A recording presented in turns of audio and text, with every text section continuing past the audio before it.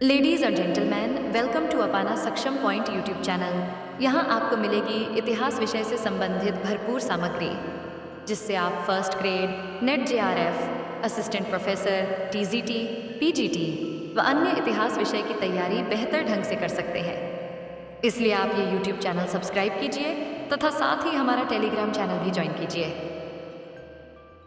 नमस्कार दोस्तों, जय हिंद, वंदे मातरम। अपना सक्षम पॉइंट यूट्यूब चैनल पर एक बार फिर से आप सभी का हार्दिक स्वागत है। हम पढ़ रहे थे रवि कुलरिया सर की पुस्तक आधुनिक भारतीय वस्तुनिष्ठ। इसमें अब तक हमारे 15 चैप्टर हो चुके हैं।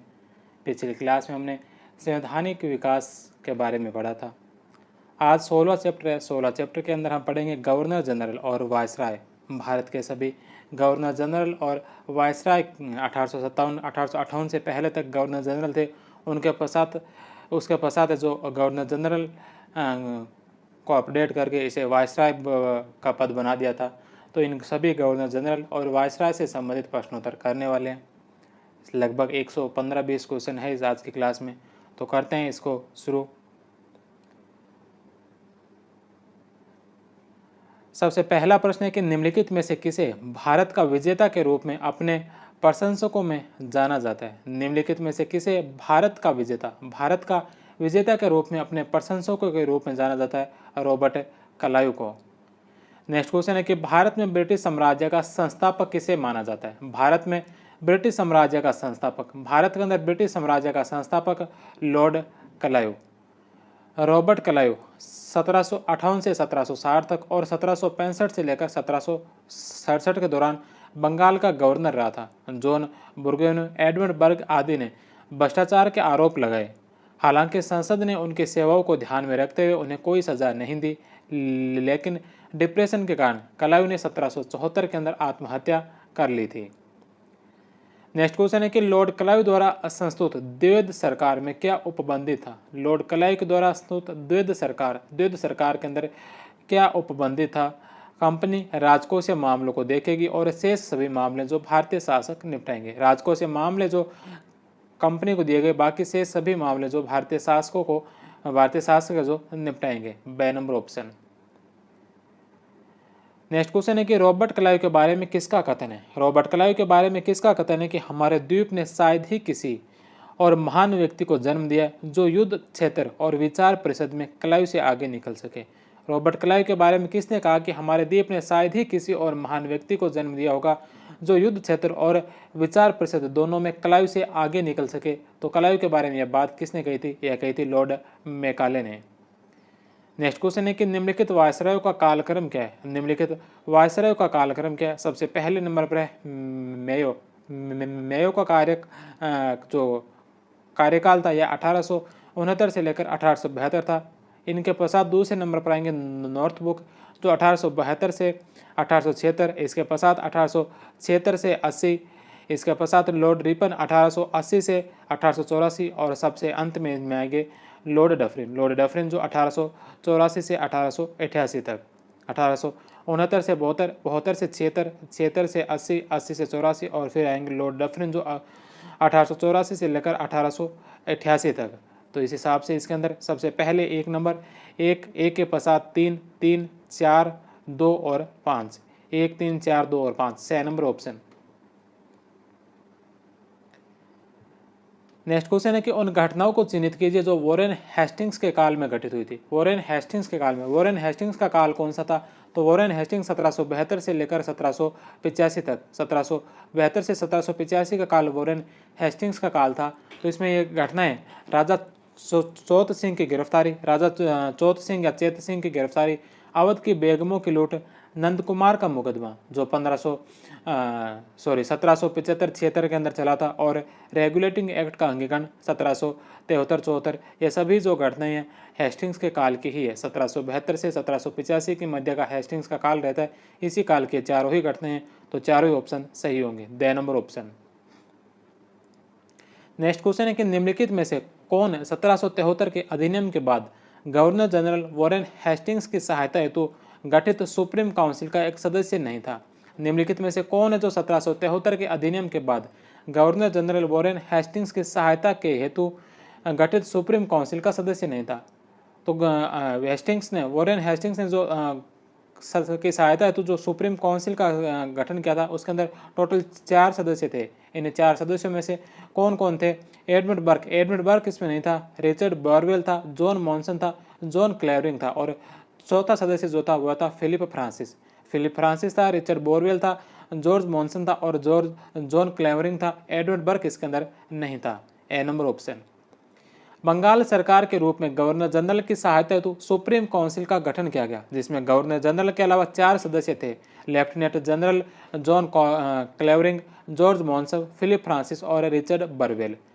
परिषद में बहुमत से निर्णय बाध्यकारी था। निर्णायक मत का अधिकार गवर्नर जनरल के पास था, लेकिन अक्सर 3 सदस्य हेस्टिंग्स के विरुद्ध हो जाते थे, इसलिए निर्णायक मत की जरूरत नहीं पड़ती थी। नेक्स्ट क्वेश्चन है कि 1772 के हेस्टिंग्स योजना के बारे में निम्नलिखित कथनों पर विचार कीजिए। 1772 की हेस्टिंग्स योजना सबसे पहले नंबर पर कि प्रत्येक जिले में एक दीवानी अदालत का तथा एक फौजदारी अदालत होगी। 1772 में हेस्टिंग्स की जो योजना आई थी इसके तहत जो प्रत्येक जिले के अंदर एक दीवानी अदालत और एक फौजदारी अदालत का गठन किया गया। देश से निर्धारक जो हिंदू तथा मुस्लिम विधियों में कुशल थे, न्यायाधीशों की सहायता करते थे। देश से निर्धारक जो हिंदू तथा मुस्लिम विधियों में कुशल थे वो न्यायाधीशों की सहायता करते थे। दूसरा ऑप्शन भी सत्य है। तीसरा कि सदर दीवानी अदालत मुख्यतः 10,000 मूल्य से अधिक के वाणिज्यिक मामलों को निपटाने के लिए होती थी। सदर दीवानी अदालत जो 10,000 मूल्य से अधिक नहीं बल्कि 500 रुपये से अधिक के जो भी मामले होते थे उन मामलों को सदर दीवानी अदालत निपटाती थी। इसलिए 3 नंबर ऑप्शन इसका गलत होगा। इन अदालतों में कोई प्रक्रिया सुधार लागू नहीं था, प्रक्रिया सुधार था लागू। 4 नंबर ऑप्शन भी इसमें गलत होगा। सही है 1 और 2, बे नंबर ऑप्शन। नेक्स्ट क्वेश्चन है कि भारत में कलेक्टर के पद की शुरुआत किस वायसराय के काल में हुई थी? भारत में कलेक्टर के पद की शुरुआत कौन से वायसराय के समय हुई थी? वॉरेन हेस्टिंग्स के समय। The number option.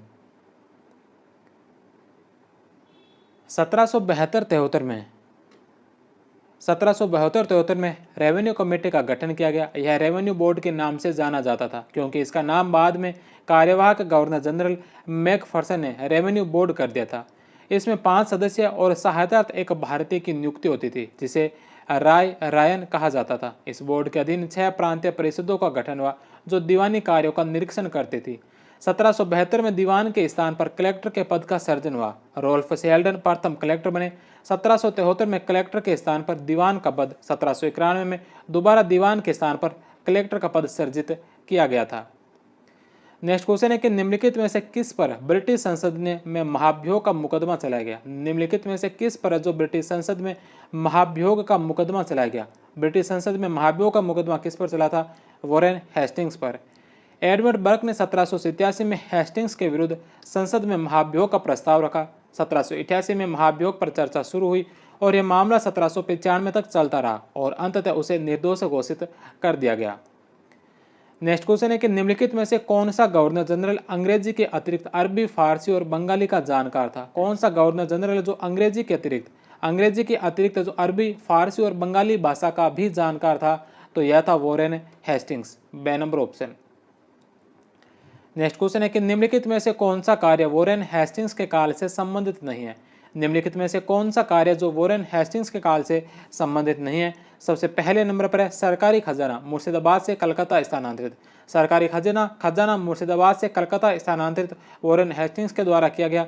दस्तक प्रथा की समाप्ति। दास निर्यात जो प्रतिबंध यह 1789 का है और वॉरेन हेस्टिंग्स का काल इससे पहले ही समाप्त हो जाता है। वॉरेन हेस्टिंग्स 1785 तक गवर्नर रहे थे और यह जो दास निर्यात पर प्रतिबंध लगता है यह 1789 में लगता है। इसमें कॉर्नवालिस से जो गवर्नर थे। तो 6 नंबर ऑप्शन यह वॉरेन हेस्टिंग्स के काल का नहीं है।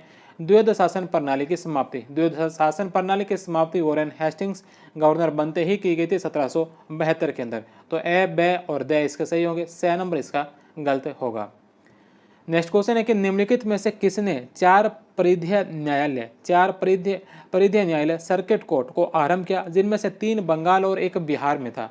निम्नलिखित में से किसने जो 4 परिधीय न्यायालय सर्किट कोर्ट को आरंभ किया, जिसमें से 3 बंगाल में और 1 बिहार में स्थापित है, किसके द्वारा किए गए थे? लॉर्ड कॉर्नवालिस के द्वारा। कलकत्ता, ढाका, मुर्शिदाबाद और पटना में। नेक्स्ट क्वेश्चन है कि एशियाटिक सोसाइटी ऑफ बंगाल के संस्थापक कौन है? एशियाटिक सोसाइटी ऑफ बंगाल के संस्थापक कौन है? William Jones.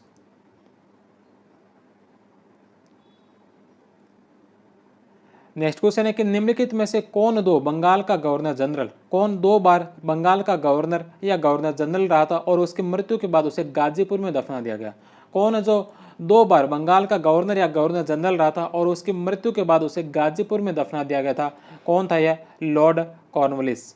बे नंबर ऑप्शन। बंगाल के गवर्नर जनरल कॉर्नवालिस का प्रथम कार्यकाल 1786 से 93, कॉर्नवालिस का द्वितीय कार्यकाल 30 जुलाई 1805 से लेकर 10 अक्टूबर 1805 तक रहा था। बंगाल के गवर्नर के रूप में रॉबर्ट क्लाइव का प्रथम कार्यकाल 1758 से 60 और दूसरा कार्यकाल है जो 1765 से 67 तक रहा था। वॉरेन हेस्टिंग्स का जो कार्यकाल है यह 1772 से 85 और फ्रांसीसी हेस्टिंग्स, लॉर्ड हेस्टिंग्स का कार्यकाल है जो 1813 से 23 तक रहा था। वॉरेन हेस्टिंग्स और लॉर्ड हेस्टिंग्स ये दोनों अलग अलग व्यक्ति है। वॉरेन हेस्टिंग्स 1772 से 85 और लॉर्ड हेस्टिंग्स है जो 1813 से लेकर 1823 तक रहे थे। भारत के वायसराय के रूप में लॉर्ड कर्जन का पहला कार्यकाल 1899 में 30 अप्रैल 1904 तक, दूसरा कार्यकाल 1904 से 1905 तक। बीच में 30 अप्रैल 1904 से 12 दिसंबर 1904 तक लॉर्ड एम्प्ट हिल को कार्यवाहक वायसराय बनाया गया था। नेक्स्ट क्वेश्चन है कि कॉर्नवालिस ने बोर्ड ऑफ ट्रेड के सदस्यों की संख्या घटाकर कितनी की थी? कॉर्नवालिस ने जो बोर्ड ऑफ ट्रेड के सदस्यों की संख्या घटाकर कितनी की थी? तो यह की गई थी 5। 1773-74 में व्यापार बोर्ड ऑफ ट्रेड के सदस्यों का संख्या कॉर्नवालिस के समय 11 से घटाकर 5 कर दी गई थी। नेक्स्ट क्वेश्चन है कि उस गवर्नर जनरल का नाम बताइए जिसने नौकरशाही का यूरोपीयकरण करके और ऊंचे पदों पर भारतीयों को शामिल न करने की नीति अपनाई थी। उस गवर्नर जनरल का नाम बताइए जिसने नौकरशाही का यूरोपीयकरण करके ऊंचे पदों पर भारतीयों को शामिल न करने की नीति अपनाई थी। कॉर्नवालिस ने। लॉर्ड कॉर्नवालिस भारत आगमन से पूर्व अमेरिकी स्वतंत्रता संग्राम के समय ब्रिटिश सेना का अधिकारी था। 1786 के संशोधनात्मक अधिनियम द्वारा कॉर्नवालिस को बंगाल के गवर्नर जनरल के साथ साथ सेनापति की जिम्मेदारी भी सौंपी गई थी। नेक्स्ट क्वेश्चन है कि 1783 में किसके निर्देशन में कॉर्नवालिस कोड का बांग्ला में अनुवाद किया गया? 1783 में किसके निर्देशन के अंदर कॉर्नवालिस कोड का जो बांग्ला के अंदर अनुवाद किया गया था? Henry पिट्स foster. 1785 में दीवानी अदालतों के रेगुलेशन जोनाथन डंकन की देखरेख में अनुदित हुए नेल बेंजामिन एडमन स्टन ने दंड विधान के अनुवाद का निरीक्षण किया। 1783 में कॉर्नवालिस कोड का बांग्ला अनुवाद हेनरी पिट्स फॉस्टर के निर्देशन में हुआ था। नेक्स्ट क्वेश्चन है भारतीय सिविल सेवा का संस्थापक किसे माना जाता है? भारतीय सिविल सेवा का संस्थापक Lord Cornwallis. The number option. Next question है कि प्रत्येक भारतीय भ्रष्टाचारी है किसने कहा था? कॉर्नवालिस ने। लॉर्ड कॉर्नवालिस ने सभी भारतीयों को भ्रष्टाचारी बताया। प्रशासन के उच्च पदों पर सिर्फ यूरोपियों को ही नियुक्त किया। भ्रष्टाचार पर प्रहार किया और न्यूनतम सरकार अधिकतम प्रशासन की नीति अपनाते हुए कर्मचारियों की संख्या में कमी की, वेतन बढ़ाया, कर्मचारियों की आय का ब्यौरा लेना शुरू किया, पेंशन का प्रावधान किया, प्रत्येक जिले में कलेक्टर की नियुक्ति की, कलेक्टर को 1500 रुपये मासिक वेतन, जिले के राजस्व का 1% कमीशन देने का प्रावधान किया गया। नेक्स्ट क्वेश्चन है कि निम्नलिखित में से कौन से गवर्नर जनरल को लॉर्ड टेनमाउथ की उपाधि मिली थी? लॉर्ड टेनमाउथ की उपाधि कौन से गवर्नर जनरल को मिली थी? सर जॉन शोर को। 6 नंबर ऑप्शन। अगला प्रश्न है कि लॉर्ड वेलेस्ली के द्वारा सहायक संधि व्यवस्था के बारे में निम्नलिखित में से कौन सा कथन लागू नहीं होता? लॉर्ड वेलेस्ली के द्वारा शुरू की गई सहायक संधि व्यवस्था के बारे में निम्नलिखित में से कौन सा कथन लागू नहीं होता है? सबसे पहला कि दूसरों के खर्चों पर एक बड़ी सेना बनाए रखना, दूसरों के खर्चों पर एक बड़ी सेना बनाए रखना, भारत को नेपोलियन के खतरे से सुरक्षित रखना, कंपनी के लिए एक फिक्स आय का प्रबंध करना, भारतीय रियासतों के ऊपर ब्रिटिश सरोसता स्थापित करना। तो जो सहायक संधि के तहत दूसरों के खर्चे पर यानी कि रियासतों के खर्चों पर अपनी सेनाएं रियासतों के अंदर रखी गई थी। नेपोलियन के खतरे से भारत को सुरक्षित रखना था, रियासतों पर ब्रिटिश सरोसता स्थापित करना था। ए, बे और द सही है। 6 नंबर, कंपनी के लिए एक फिक्स आय का प्रबंधन। आय का प्रबंधन इस सहायक संधि से किसी प्रकार का नहीं हुआ था। 6 नंबर ऑप्शन इसका गलत होगा। कंपनी के लिए स्थायी और नियमित आय के प्रबंधन के लिए कॉर्नवालिस ने स्थायी बंदोबस्त लागू किया था। जब नेपोलियन की शक्ति के समक्ष यूरोप में साम्राज्य धराशायी हो रहे थे, तब लॉर्ड वेलेस्ली ने भारत में ब्रिटिश साम्राज्य अक्षुण्ण रखा। सहायक संधि व्यवस्था का मुख्य उद्देश्य भारत में अंग्रेजों की प्रभुसत्ता की स्थापना करना था। नेक्स्ट क्वेश्चन है कि कलकत्ता में फोर्ट विलियम कॉलेज की स्थापना किसने की? कलकत्ता के अंदर फोर्ट विलियम कॉलेज की स्थापना किसके द्वारा की गई थी? लॉर्ड वेलेस्ली के द्वारा। लॉर्ड वेलेस्ली ने 1800 में कलकत्ता में फोर्ट विलियम कॉलेज की स्थापना की ताकि भारत की भाषाओं, धर्म, संस्कृति व ज्ञान का प्रशिक्षण प्रदान कर ईस्ट इंडिया कंपनी के प्रशासन हेतु ब्रिटिश अधिकारी और कर्मचारी तैयार हो सके। नेक्स्ट क्वेश्चन है कि लॉर्ड वेलेस्ली ने किसे अपने दूत के रूप में ईरान के शाह के दरबार में भेजा था? लॉर्ड वेलेस्ली ने किसे अपने दूत के रूप में ईरान के शाह के दरबार में भेजा था? मेहंदी अली खां को। बे नंबर ऑप्शन। नेक्स्ट क्वेश्चन है कि मैं बादशाहतों के ढेर लगा दूंगा और फतेह पर फतेह तथा मालगुजारी लाद दूंगा। मैं इतनी शान, इतना धन और इतनी सत्ता इकट्ठी कर दूंगा कि एक बार मेरे महत्वाकांक्षी और धन लोलुप मालिक भी त्राहि त्राहि चिल्लाने लगेंगे। किस गवर्नर जनरल का कथन था? कौन से गवर्नर जनरल ने यह बात कही थी? तो यह कही थी वेलेस्ली ने। The number option. Next question है कि किस गवर्नर ने स्वयं को बंगाल का टाइगर कहा था? कौन से गवर्नर ने जो स्वयं को बंगाल का टाइगर कहा था? लॉर्ड वेलेस्ली ने। निम्न में से किसने भारत में बैप्टिस्ट मिशनरियों की गतिविधियों को विनाशक माना था? किसने जो भारत में बैप्टिस्ट मिशनरियों की गतिविधियों को विनाशक माना था? किसने माना था? वेलेस्ली ने। वेलोर का विद्रोह किस गवर्नर जनरल के काल में हुआ? वेलोर का जो विद्रोह यह कौन से गवर्नर जनरल के काल में हुआ था? जॉर्ज बार्लो के काल में। वेलोर का सिपाही विद्रोह 1806 में मद्रास प्रांत, वर्तमान तमिलनाडु राज्य में भारतीय सैनिकों को परेड के समय बिना तिलक, बिना दाढ़ी, बिना धार्मिक चिन्हों के उपस्थित होने का आदेश दिया गया। इस समय विलियम बेंटिक मद्रास का गवर्नर व जॉन कार्डोक सेनापति था। अंग्रेजी कैद में जकड़े टीपू सुल्तान ने पुत्रों के प्रति भी वहां सहानुभूति दी। इन सभी कारणों की वजह से 10 जुलाई 1806 को वेलोर में विद्रोह का दमन कर दिया गया। विलियम बेंटिक व कार्डो को हटा दिया गया। नेक्स्ट क्वेश्चन है कि ठगों का उन्मूलन किसके नेतृत्व में हुआ? ठगों का उन्मूलन किसके नेतृत्व में हुआ था? कैप्टन स्लीमैन के नेतृत्व में। बे नंबर ऑप्शन। किस गवर्नर जनरल ने पिंडारियों और पठानों का दमन किया? कौन से गवर्नर जनरल ने पिंडारियों और पठानों का दमन किया था? कौन से गवर्नर जनरल जिन्होंने पिंडारियों का और पठानों का दमन किया था? लॉर्ड हेस्टिंग्स ने। ए नंबर ऑप्शन। बॉम्बे प्रेसिडेंसी के किस गवर्नर को बम्बई का वास्तविक निर्माता कहा जाता है? बॉम्बे प्रेसिडेंसी के किस गवर्नर को बम्बई का वास्तविक निर्माता कहा जाता है? तो यह कहा जाता है जेराल्ड आंगियार को। बे नंबर ऑप्शन। ब्रिटेन के सम्राट द्वारा जब बम्बई को कंपनी को सौंपा गया, तब पहले गवर्नर के रूप में जॉर्ज ऑक्सीडेन व दूसरे गवर्नर जेराल्ड ओगियार को बनाया गया था। जेराल्ड को बम्बई का वास्तविक निर्माता कहा जाता है। जब बम्बई पुर्तगाली से ब्रिटेन के सम्राट के अधीन आया, तब पहले गवर्नर के रूप में अब्राहम शिपमैन को नियुक्त किया गया था। नेक्स्ट क्वेश्चन है कि 1824 में बैरकपुर छावनी में हुए विद्रोह के समय बंगाल का गवर्नर जनरल कौन था? 1824 में बैरकपुर छावनी में विद्रोह के समय बंगाल का गवर्नर जनरल कौन था? तो इस समय बंगाल का गवर्नर जनरल था लॉर्ड एमहर्स्ट।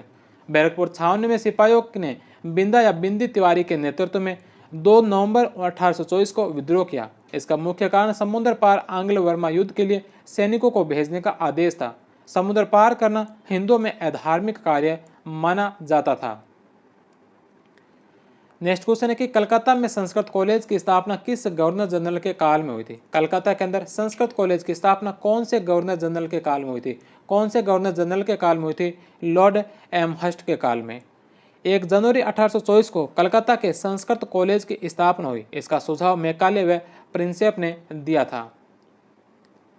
नेक्स्ट क्वेश्चन है कि सती प्रथा को गैर कानूनी किसने घोषित किया? सती प्रथा को गैर कानूनी किसने घोषित किया था?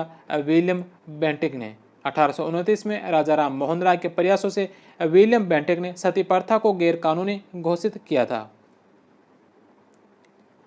1820 के दशक में किसके नेतृत्व में अंग्रेजों ने पश्चिमी शिक्षा, पश्चिमी विचारों और पश्चिमी संस्थानों को शुरू करके भारतीय समाज को सुधारने के उद्देश्य से नीतियों को अपनाया था? 1820 के दशक में किसके नेतृत्व में अंग्रेजों ने पश्चिमी शिक्षा, पश्चिमी विचारों और पश्चिमी संस्थानों को शुरू करके भारतीय समाज को सुधारने के उद्देश्य से नीतियों को अपनाया था? तो किसने अपनाया था? लॉर्ड विलियम बेंटिक ने। गवर्नर जनरल जिसने भारत में दास प्रथा का उन्मूलन संबंधी अधिनियम बनाया। गवर्नर जनरल जिसने भारत में दास प्रथा का उन्मूलन संबंधी अधिनियम बनाया था। कौन से गवर्नर जनरल थे जिन्होंने दास प्रथा उन्मूलन संबंधी अधिनियम बनाया था? William Bentinck. 6 number option. निम्न में से कौन सा सामाजिक सुधार विलियम बेंटिक ने प्रारंभ किए थे? इनमें से कौन कौन से सामाजिक सुधार है जो विलियम बेंटिक के द्वारा प्रारंभ किए गए थे? सती प्रथा का उन्मूलन, दास प्रथा का उन्मूलन, धर्म परिवर्तन के कारण अयोग्यता के प्रावधान को हटाना और ठगों के संगठित गिरोह का दमन। इनमें से कौन कौन से कार्य जो विलियम बेंटिक के द्वारा प्रारंभ किए गए थे? तो सती प्रथा का उन्मूलन, दास प्रथा का उन्मूलन और ठगों के संगठित गिरोह का दमन। ये तीनों कार्य विलियम बेंटिक के समय में थे। 1, 2 और 4। 1, 2 और 4 6 number option. Lord William Bentinck 1828 से 35 तक खर्च कम करने के लिए कर्मचारियों की संख्या घटाई। कलकत्ता के निकट तनाव सैन्य अफसरों का वेतन आधा कर दिया। असैन्य अधिकारियों का वेतन भी कम कर दिया। अपीलीय व सर्किट न्यायालय बंद कर दिए। ऊंचे पदों पर भारतीयों को नियुक्त न करने की कॉर्नवालिस की नीति को त्याग दिया। कुशासन के आधार पर 1831 में मैसूर राज्य का अधिग्रहण कर दिया गया, जिसे लॉर्ड रिपन ने वापस लौटा दिया। 1834 में कुर्ग पर अधिकार कर लिया था। इलाहाबाद में राजस्व बोर्ड की स्थापना की तथा मार्टिन बर्ड के नेतृत्व में उत्तरी पश्चिमी प्रांत वर्तमान उत्तर प्रदेश में भू राजस्व बंदोबस्त को व्यवस्थित किया था। सती प्रथा पर प्रतिबंध, नरबलि प्रथा रोकने का प्रयास, कन्या शिशु वध प्रथा पर प्रतिबंध, ठगी प्रथा का उन्मूलन, नरबलि प्रथा पर पूर्ण प्रतिबंध जो एक्ट 21 बनाने का कार्य लॉर्ड हार्डिंग ने 1845 में किया था। आगरा से बम्बई सड़क निर्माण, ग्रांड ट्रंक रोड की मरम्मत, आगरा में सुप्रीम कोर्ट की स्थापना, 1835 में कलकत्ता मेडिकल कॉलेज की स्थापना, समाचार पत्रों के प्रति उदार नीति, मैकाले का शिक्षा संबंधी स्मरण पत्र, मिनट्स 1835, अफीम के व्यापार को नियंत्रित करना, केवल बम्बई बंदरगाह से ही अफीम निर्यात की अनुमति, न्यायालयों में फारसी का प्रयोग होता था, परंतु जब स्थानीय भाषाओं का प्रयोग करने की अनुमति दी गई तो ऊपर के न्यायालयों में अंग्रेजी भाषा का प्रयोग होने लगा। यह सभी कार्य जो विलियम बेंटिक के समय किए गए थे। नेक्स्ट क्वेश्चन है कि बेंटिक ने प्राच्य निरंकुशता में ब्रिटिश स्वतंत्रता की भावना भर दी। बेंटिक ने प्राच्य निरंकुशता में ब्रिटिश स्वतंत्रता की भावना भर दी। किसका कथन है? J.S. मिल का। 6 नंबर ऑप्शन। भारत की शिक्षा नीति में फिल्ट्रेशन थ्योरी के प्रतिपादक थे। भारत की शिक्षा नीति में फिल्ट्रेशन थ्योरी के प्रतिपादक कौन थे? फिल्ट्रेशन थ्योरी के प्रतिपादक लॉर्ड मैकाले। ए नंबर ऑप्शन। निम्नलिखित में से कौन मैकाले की अध्यक्षता में गठित प्रथम विधि आयोग का एक सदस्य नहीं था? निम्नलिखित में से कौन है जो मैकाले की अध्यक्षता में गठित प्रथम विधि आयोग का सदस्य नहीं था? प्रथम विधि आयोग जिसके अंदर टोटल 4 सदस्य थे, इसके अंदर कौन सा सदस्य, इन चारों में से कौन सा सदस्य नहीं था? C.H. कैमरून इसमें था, J.M. मैक्लॉयड इसमें था, M. मिलेट इसमें था, एंड्रू फ्रेजर इसके अंदर नहीं था। चौथा जो सदस्य था वो था G.W. एंडरसन था, C.H. कैमरून था, J.M. मैक्लॉयड था और F. मिलेट था। तो एंड्रू फ्रेजर नहीं था। The number option. 1884 में मैकाले की अध्यक्षता में गठित विधि आयोग ने अन्य 4 सदस्य थे, C.H. Cameroon, G.W. Anderson, F. Millet और J.M. मैक्लॉयड। नेक्स्ट क्वेश्चन है कि भारत की आत्मनिर्भर समाज व्यवस्था का वर्णन करते हुए किसने कहा था? भारत की आत्मनिर्भर समाज व्यवस्था का वर्णन करते हुए किसने कहा था कि भारत की ग्राम व्यवस्था छोटे छोटे गणतंत्र है? भारत की ग्राम व्यवस्था को छोटे छोटे गणतंत्र किसने बताया था? चार्ल्स मैटकॉफ ने।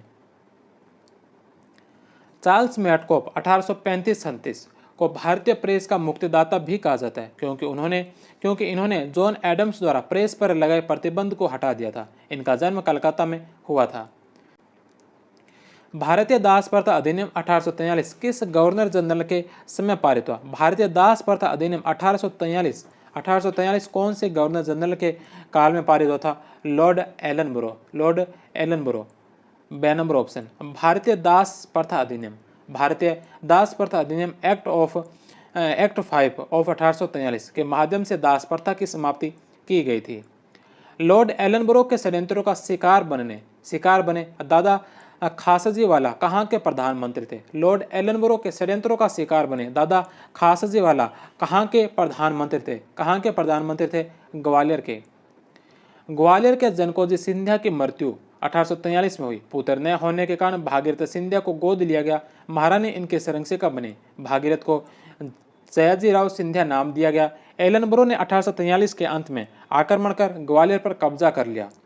इसके अलावा जैतपुर 1842, कैंथल 1843 और सिंध 1843 का विलय भी ब्रिटिश साम्राज्य में कर दिया गया था। किस गवर्नर जनरल ने भारत में लोक निर्माण विभाग की स्थापना की थी? कौन से गवर्नर जनरल ने भारत में लोक निर्माण विभाग की स्थापना की थी? तो लोक निर्माण विभाग की जो स्थापना की थी यह की थी डलहौजी के द्वारा। किस गवर्नर जनरल का वास्तविक नाम जेम्स एंड्रू रैमजे था? कौन से गवर्नर जनरल का वास्तविक नाम जेम्स एंड्रू रैमजे था? लॉर्ड डलहौजी का। भारत में इलेक्ट्रिक तार या इलेक्ट्रिक टेलीग्राफ का जनक किसे माना जाता है? भारत के अंदर इलेक्ट्रिक टेलीग्राफ का जनक लॉर्ड डलहौजी को। डॉक्ट्राइन ऑफ लैप्स व्यक्तिगत सिद्धांत का संबंध किससे है? लॉर्ड डलहौजी से। डलहौजी की व्यक्तिगत या हड़प नीति, इस नीति के तहत तृतीय श्रेणी के राज्यों के किसी शासक के निसंतान होने की स्थिति में पुत्र गोद लेने का अधिकार नहीं था। इसे गोद निषेध नीति भी कहते हैं। तृतीय श्रेणी के राज्यों से तात्पर्य वे राज्य जो कंपनी के आगमन के पश्चात या कंपनी के सहायता से स्थापित हुए थे। प्रथम श्रेणी के राज्य वे थे जो शीर्ष स्तरीय उच्चतर सत्ता मुगल मराठा निजाम के अधीन नहीं थे, यहाँ यह नीति लागू नहीं थी। द्वितीय श्रेणी में वे राज्य जो कभी मुगल मराठा निजाम सत्ता के अधीन रहे हो, कंपनी को कर देते हो, इन्हें कंपनी से अनुमति लेकर गोद लेने का अधिकार था। डलहौजी द्वारा हड़पे गए राज्य जिसमें सतारा महाराष्ट्र में 1848 के अंदर अप्पा साहेब की मृत्यु के बाद, जैतपुर उत्तर प्रदेश का क्षेत्र 1849 में हड़पा गया खेत सिंह की मृत्यु के बाद, संबलपुर उड़ीसा का क्षेत्र 1849 में नारायण सिंह की मृत्यु के बाद, 1850 में हिमाचल प्रदेश का बघाट क्षेत्र राणा बिंजे की सिंह की मृत्यु के बाद, उदयपुर छत्तीसगढ़ मध्य प्रदेश का क्षेत्र था, अभी छत्तीसगढ़ में आ गया, पहले मध्य प्रदेश में था। 1852 के अंदर कल्याण सिंह की मृत्यु के बाद इसे हड़पा गया।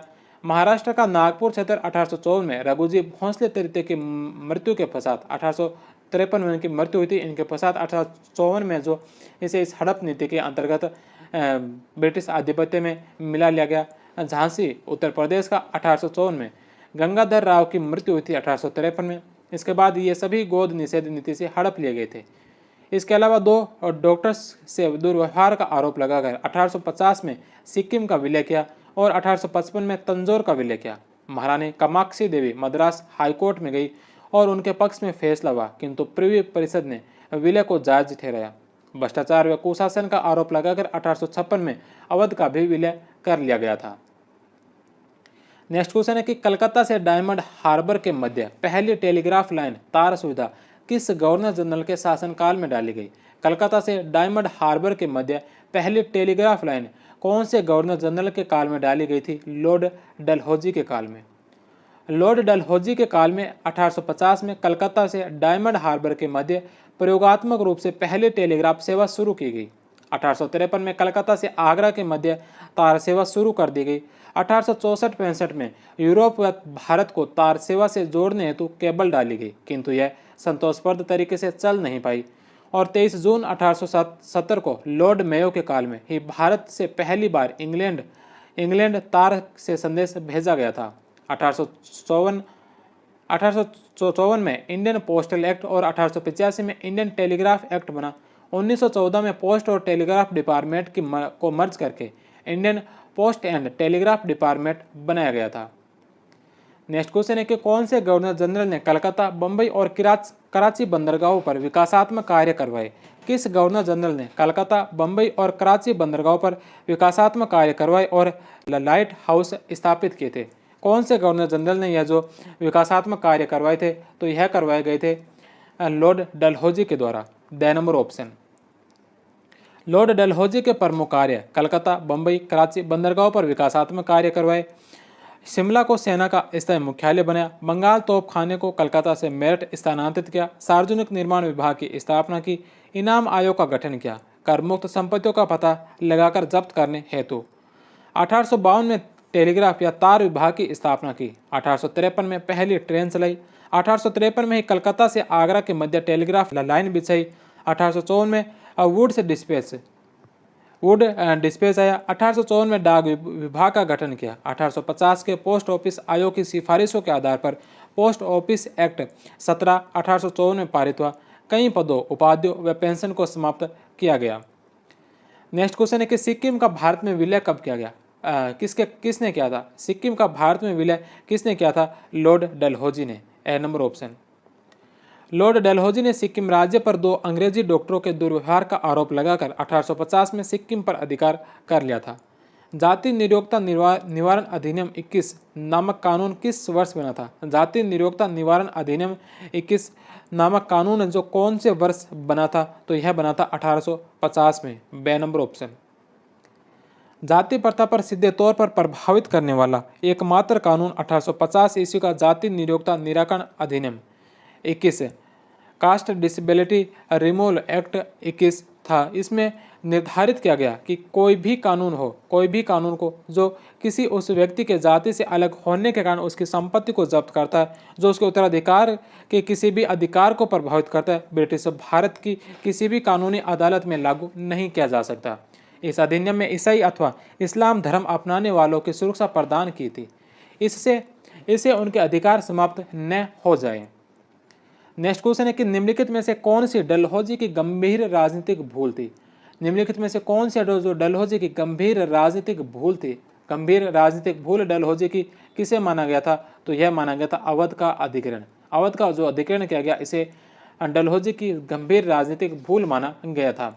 1856 में अवध नवाब को सुझाए गए सुधारों के लागू न होने के कारण भ्रष्टाचार व कुशासन का आरोप लगाकर अवध का अधिग्रहण कर लिया गया। इस समय लॉर्ड डलहौजी गवर्नर जनरल था। जेम्स आउटरम अवध में ब्रिटिश रेजिडेंट था। सिलीमैन अवध को ब्रिटिश साम्राज्य में मिलाने का पक्षधर नहीं था। नेक्स्ट क्वेश्चन है कि भारत के प्रथम ब्रिटिश वायसराय कौन थे? भारत के प्रथम ब्रिटिश वायसराय कौन थे? Lord Canning. प्रथम वायसराय लॉर्ड कैनिंग। भारत के प्रथम governor general Lord William Bentinck. Bengal के प्रथम गवर्नर जनरल वॉरेन हेस्टिंग्स। 19वीं शताब्दी में किस देश का भारत की ओर विस्तार का आंग्ल अफगान संबंधों का आधार था? 19वीं शताब्दी में किस देश का भारत की ओर विस्तार का आंग्ल अफगान संबंधों का आधार था? कौन से देश का था? रूस का। C number option. Next question है कि गवर्नर जनरल जिसके कार्यकाल में भारत में प्रथम बार आयकर की शुरुआत हुई?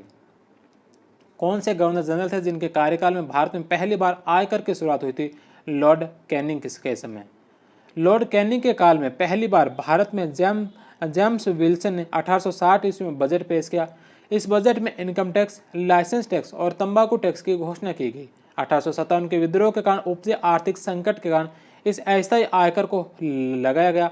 स्थायी आयकर की शुरुआत जो 1886 में लॉर्ड डफरिन के समय हुई थी। 1860 में लगाए गए आयकर को राष्ट्रव्यापी प्रतिरोधों के बाद 1865 में वापस ले लिया गया था, लेकिन सभी व्यापारों और धंधों पर 1% के एक प्रमाण पत्र सर्टिफिकेट टैक्स के आवरण से उसे 1867 में चुपके से फिर लगा दिया था। अगले साल इसे पूर्ण रूपेण से आयकर में फिर बदल दिया और इसकी दरें बढ़ते बढ़ते 1870 में 3.125% हो गई थी। आज़ाद भारत में पहला बजट 26 नवंबर 1947 को आर के षणमुखम चेट्टी पहले वित्त मंत्री थे ने पेश किया था। नेक्स्ट क्वेश्चन है कि किस गवर्नर जनरल ने कहा था, कौन से गवर्नर जनरल ने कहा था कि भारत में शांत गगन में एक छोटा सा बादल उठ रहा है, भारत के शांत गगन में एक छोटा सा बादल उठ रहा है जो बड़ा होकर हमें आतंकित कर सकता है। कौन से गवर्नर जनरल ने यह बात कही थी, यह कही थी लॉर्ड कैनिंग ने। The number option. किस वायसराय के काल में जेम्स आउटरम के नेतृत्व में ब्रिटिश सेना ने फारस के शासक के विरुद्ध अभियान किया था।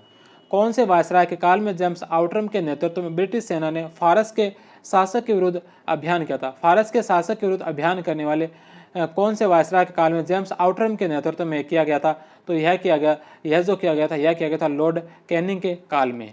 ए नंबर ऑप्शन। कैनिंग के शासनकाल में 1856 में जेम्स आउटरम के नेतृत्व में सेना ने फारस के खिलाफ अभियान किया। 1857 में फारस के शाह को संधि के लिए बाध्य किया। शाह ने हेरात से अपनी सेनाएं हटाते हुए वहां की स्वतंत्रता स्वीकार कर ली तथा अफगानिस्तान के मामले में हस्तक्षेप न करने और मतभेद पैदा होने पर अंग्रेजों की मध्यस्थता स्वीकार करने का आश्वासन दिया था। नेक्स्ट क्वेश्चन है कि ब्रिटिश भारत में पुलिस अधिनियम कब लागू हुआ। ब्रिटिश भारत में पुलिस अधिनियम कब लागू किया गया था। ब्रिटिश भारत में पुलिस अधिनियम लागू किया गया था 1861 के अंदर। निम्नलिखित में से कौन सी घटनाओं का संबंध लॉर्ड कैनिंग के शासनकाल से। लॉर्ड कैनिंग के शासनकाल की घटनाएं कौन सी है। 1857 का विद्रोह, श्वेत विद्रोह, नील विद्रोह और फारस अभियान जो 1856 में किया था। ये चारों ही घटनाएं जो लॉर्ड कैनिंग के काल की है।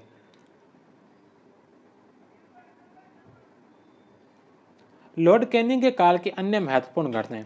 सर चार्ल्स वुड द्वारा ब्रिटिश संसद में पेश भारतीय उच्च न्यायालय अधिनियम 1861 पारित किया गया।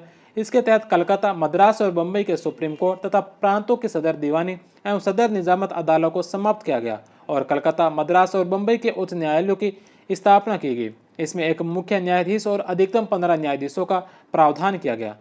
वुड डिस्पैच की सिफारिश के अनुसार एक अधिनियम द्वारा कलकत्ता, मद्रास व बम्बई में विश्वविद्यालयों की स्थापना का निर्णय लिया गया। स्थापना 1862 में लॉर्ड एल्गिन के काल में हुई। The people of India, the races and tribes of India नामक 8 खंडों में 1868 से 75 के मध्य प्रकाशित हुई। इसे जेफ हॉबर्ट्स वॉटसन और जॉन विलियम केई ने तैयार किया था, जिसमें विभिन्न जनजातियों के 468 तस्वीरें संकलित है। यह परियोजना लॉर्ड कैनिंग और उनकी पत्नी की थी। नेक्स्ट क्वेश्चन है कि किस वायसराय के काल में वहाबियों के विद्रोह का दमन हुआ। कौन से वायसराय के काल में वहाबियों के विद्रोह का दमन हुआ था। Lord Elgin. B number option.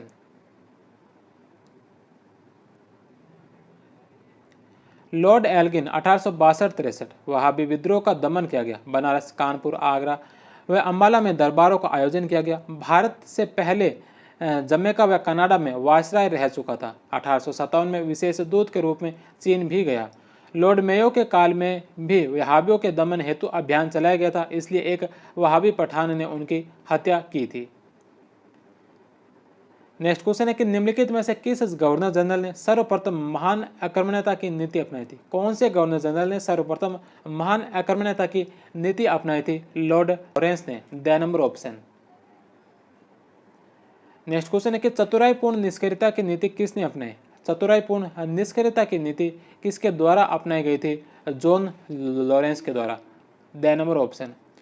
चतुराईपूर्ण निष्क्रियता या महान आक्रमणीयता की नीति जॉन लॉरेंस ने अफगानिस्तान के संबंध में अपनाई थी। अफगानिस्तान के वास्तविक शासकों से मैत्री रखी जाए, किंतु उनके आंतरिक झगड़ों में किसी तरह का कोई हस्तक्षेप नहीं किया जाए। लॉरेंस ने बाद में लॉर्ड मेयो 1869-72 और लॉर्ड नॉर्थब्रुक 72 से क्षेत्र के शासनकाल में भी अफगानिस्तान के प्रति यही नीति जारी रही थी। नॉर्थब्रुक के इस्तीफा दिए जाने के बाद लॉर्ड लिटन 1876 से 80 को अग्रगामी नीति या आक्रामक नीति अपनाने का आदेश देकर वायसराय बनाकर भेजा गया था। इस नीति के कारण द्वितीय आंग्ल अफगान युद्ध हुआ और गंडमक की संधि हुई थी। नेक्स्ट क्वेश्चन है कि निम्नलिखित में से किसे 1857 के विद्रोह में पंजाब में चीफ कमिश्नर के रूप में दी गई सेवाओं के लिए भारत का रक्षक कहा गया। निम्नलिखित में से 1857 के विद्रोह में पंजाब के चीफ कमिश्नर के रूप में दी गई सेवाओं के लिए भारत का रक्षक किसे कहा गया था। जॉन लॉरेंस को। 6 नंबर ऑप्शन।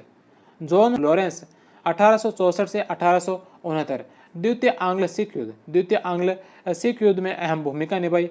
1857 के विद्रोह के समय भी जॉन लॉरेंस वहां चीफ कमिश्नर था। बंगाल को सफलतापूर्वक संभालने के लिए उसे भारत का रक्षक और विजय का संचालक कहा गया।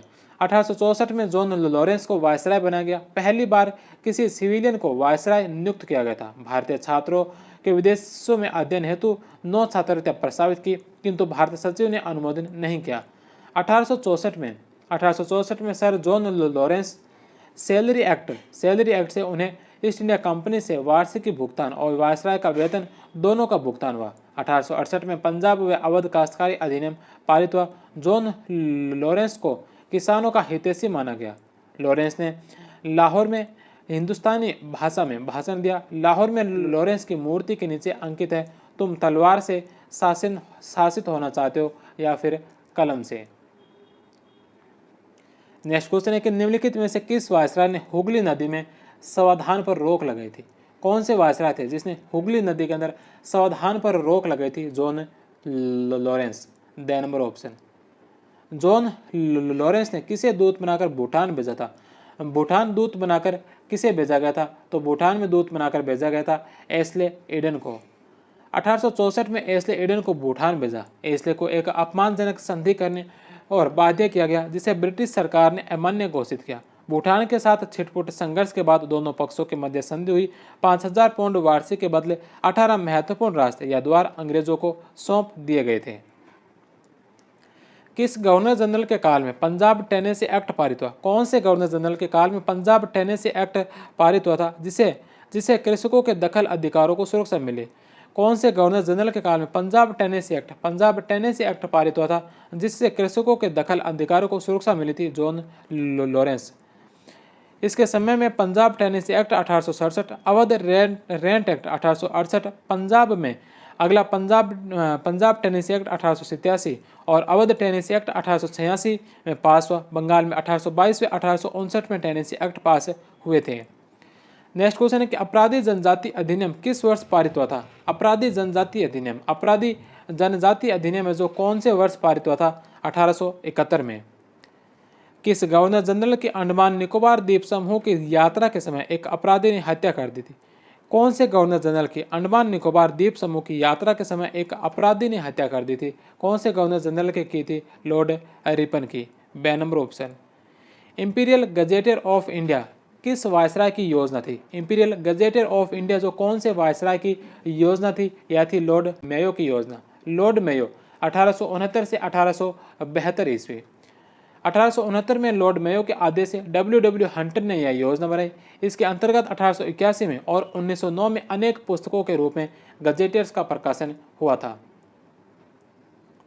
नेक्स्ट क्वेश्चन है कि ब्रिटिशकालीन भारत में अखिल भारतीय स्तर पर पहली जनगणना का प्रयास किस वर्ष किया गया था? ब्रिटिशकालीन भारत में अखिल भारतीय स्तर पर पहली जनगणना का प्रयास किस वर्ष किया गया था? 1871-72 में। ए नंबर ऑप्शन।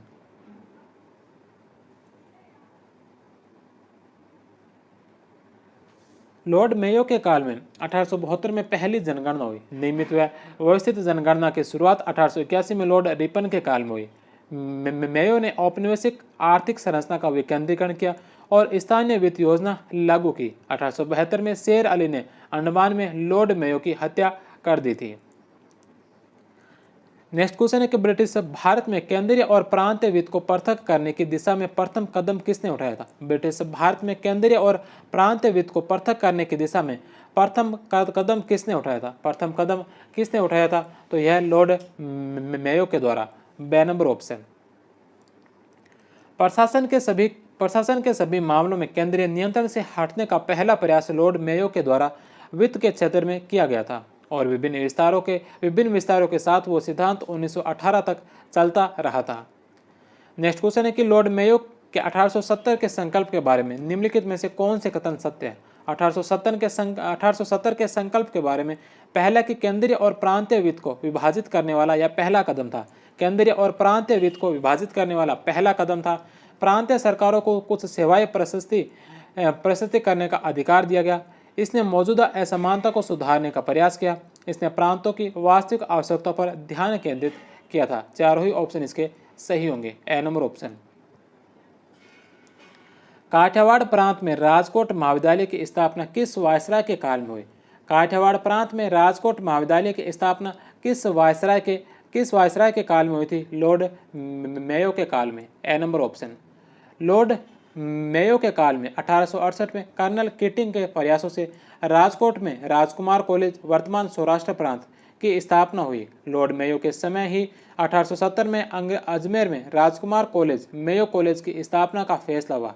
मेयो कॉलेज की स्थापना 1875 में हो सकी। स्थानीय वित्त योजना किसने लागू की थी? स्थानीय वित्त योजना किसके द्वारा लागू की गई थी? लॉर्ड मेयो के द्वारा। बे नंबर ऑप्शन। लॉर्ड नॉर्थब्रुक के संबंध में निम्नलिखित में से कौन सा कथन असत्य है? लॉर्ड नॉर्थब्रुक के संबंध में कौन सा कथन इसमें से असत्य कथन होगा? असत्य कथन इसमें से कौन सा? सबसे पहला कि 1876 से 1880 के दौरान 1876 से 1880 के दौरान है जो वायसराय रहा था, तो यह पहली बात गलत है, क्योंकि वह 1876 से 80 के दौरान नहीं रहा था, 1872 से 1876 के दौरान रहा था। 1872 से 1876 के दौरान वायसराय रहा था, पहला ही ऑप्शन गलत है। अनेक वस्तु से निर्यात कर हटा दिया, कपड़े पर आयात कर हटाने से इनकार कर दिया, वायसराय पद से इस्तीफा देना पड़ा था। ब से और द सही है, ए नंबर इसका गलत होगा। लॉर्ड नॉर्थब्रुक 1872 से 76, इन्होंने कहा कि मेरा लक्ष्य करों को हटाना तथा अनावश्यक कानूनों के निर्माण को रोकना है। लॉरेंस के समय से 7.5% निर्यात कर को घटाकर 5% किया। तत्पश्चात तेल, नील, चावल व लाख के अतिरिक्त सभी वस्तुओं पर निर्यात कर समाप्त कर दिया। इंग्लैंड से आने वाले कपड़े पर 5% के आयात कर को हटाने के ब्रिटिश सरकार के अनुरोध को अस्वीकार कर दिया। रूसी विस्तार की नीति के विरुद्ध सहायता मांगने आए अफगानी राजदूत से शिमला में मुलाकात की और 1876 में इस्तीफा दे दिया। किस वर्ष है जो लॉर्ड लेटन ने भाषाई आधार पर प्रेस की स्वतंत्रता को प्रतिबंधित किया था? प्रेस की स्वतंत्रता को भाषाई आधार पर प्रतिबंधित कब किया गया था? 1878 के अंदर। C number option. Next question है कि कौन सा वायसराय ओवन मेरेडिथ के उपनाम से कविताएं लिखता था? कौन सा वायसराय जो ओवन मेरेडिथ के नाम से कविताएं लिखता था? यह कविताएं कौन लिखता था? कविताएं लिखता था Lord Lytton. D number option. Next question है कि किस वर्ष में सिविल सेवा परीक्षा की अधिकतम आयु 19 वर्ष की गई? सिविल सेवा परीक्षा की अधिकतम आयु 19 वर्ष कब की गई थी? 1878 के अंदर। किस वायसराय ने मध्यम वर्ग को यह कहकर खारिज कर दिया था? कौन से वायसराय ने मध्यम वर्ग को यह कहकर खारिज कर दिया था कि बाबू है जिन्हें हम ही ने शिक्षित किया है, ताकि वे देसी अखबारी में अर्ध राजद्रोहपूर्ण लेख लिख सके? किस वायसराय ने मध्यम वर्ग को यह कहकर खारिज किया कि बाबू है जिन्हें हम ही ने शिक्षित किया है, ताकि वे देसी अखबारों में अर्ध राजद्रोहपूर्ण लेख लिख सके? यह क्या था? लॉर्ड लेटन ने। ए नंबर ऑप्शन। मध्यम वर्ग को लेटन ने यह कहकर खारिज कर दिया कि बाबू है जिन्हें हम ही ने शिक्षित किया ताकि वे देसी अखबारों में अर्ध राजद्रोहपूर्ण लेख लिख सके। इसके विपरीत रिपन का कहना है कि इस बात की आवश्यकता प्रतिपल बढ़ती जा रही है कि हम पढ़े लिखे नेटिव को अपने शासन का मित्र बनाएं, शत्रु नहीं।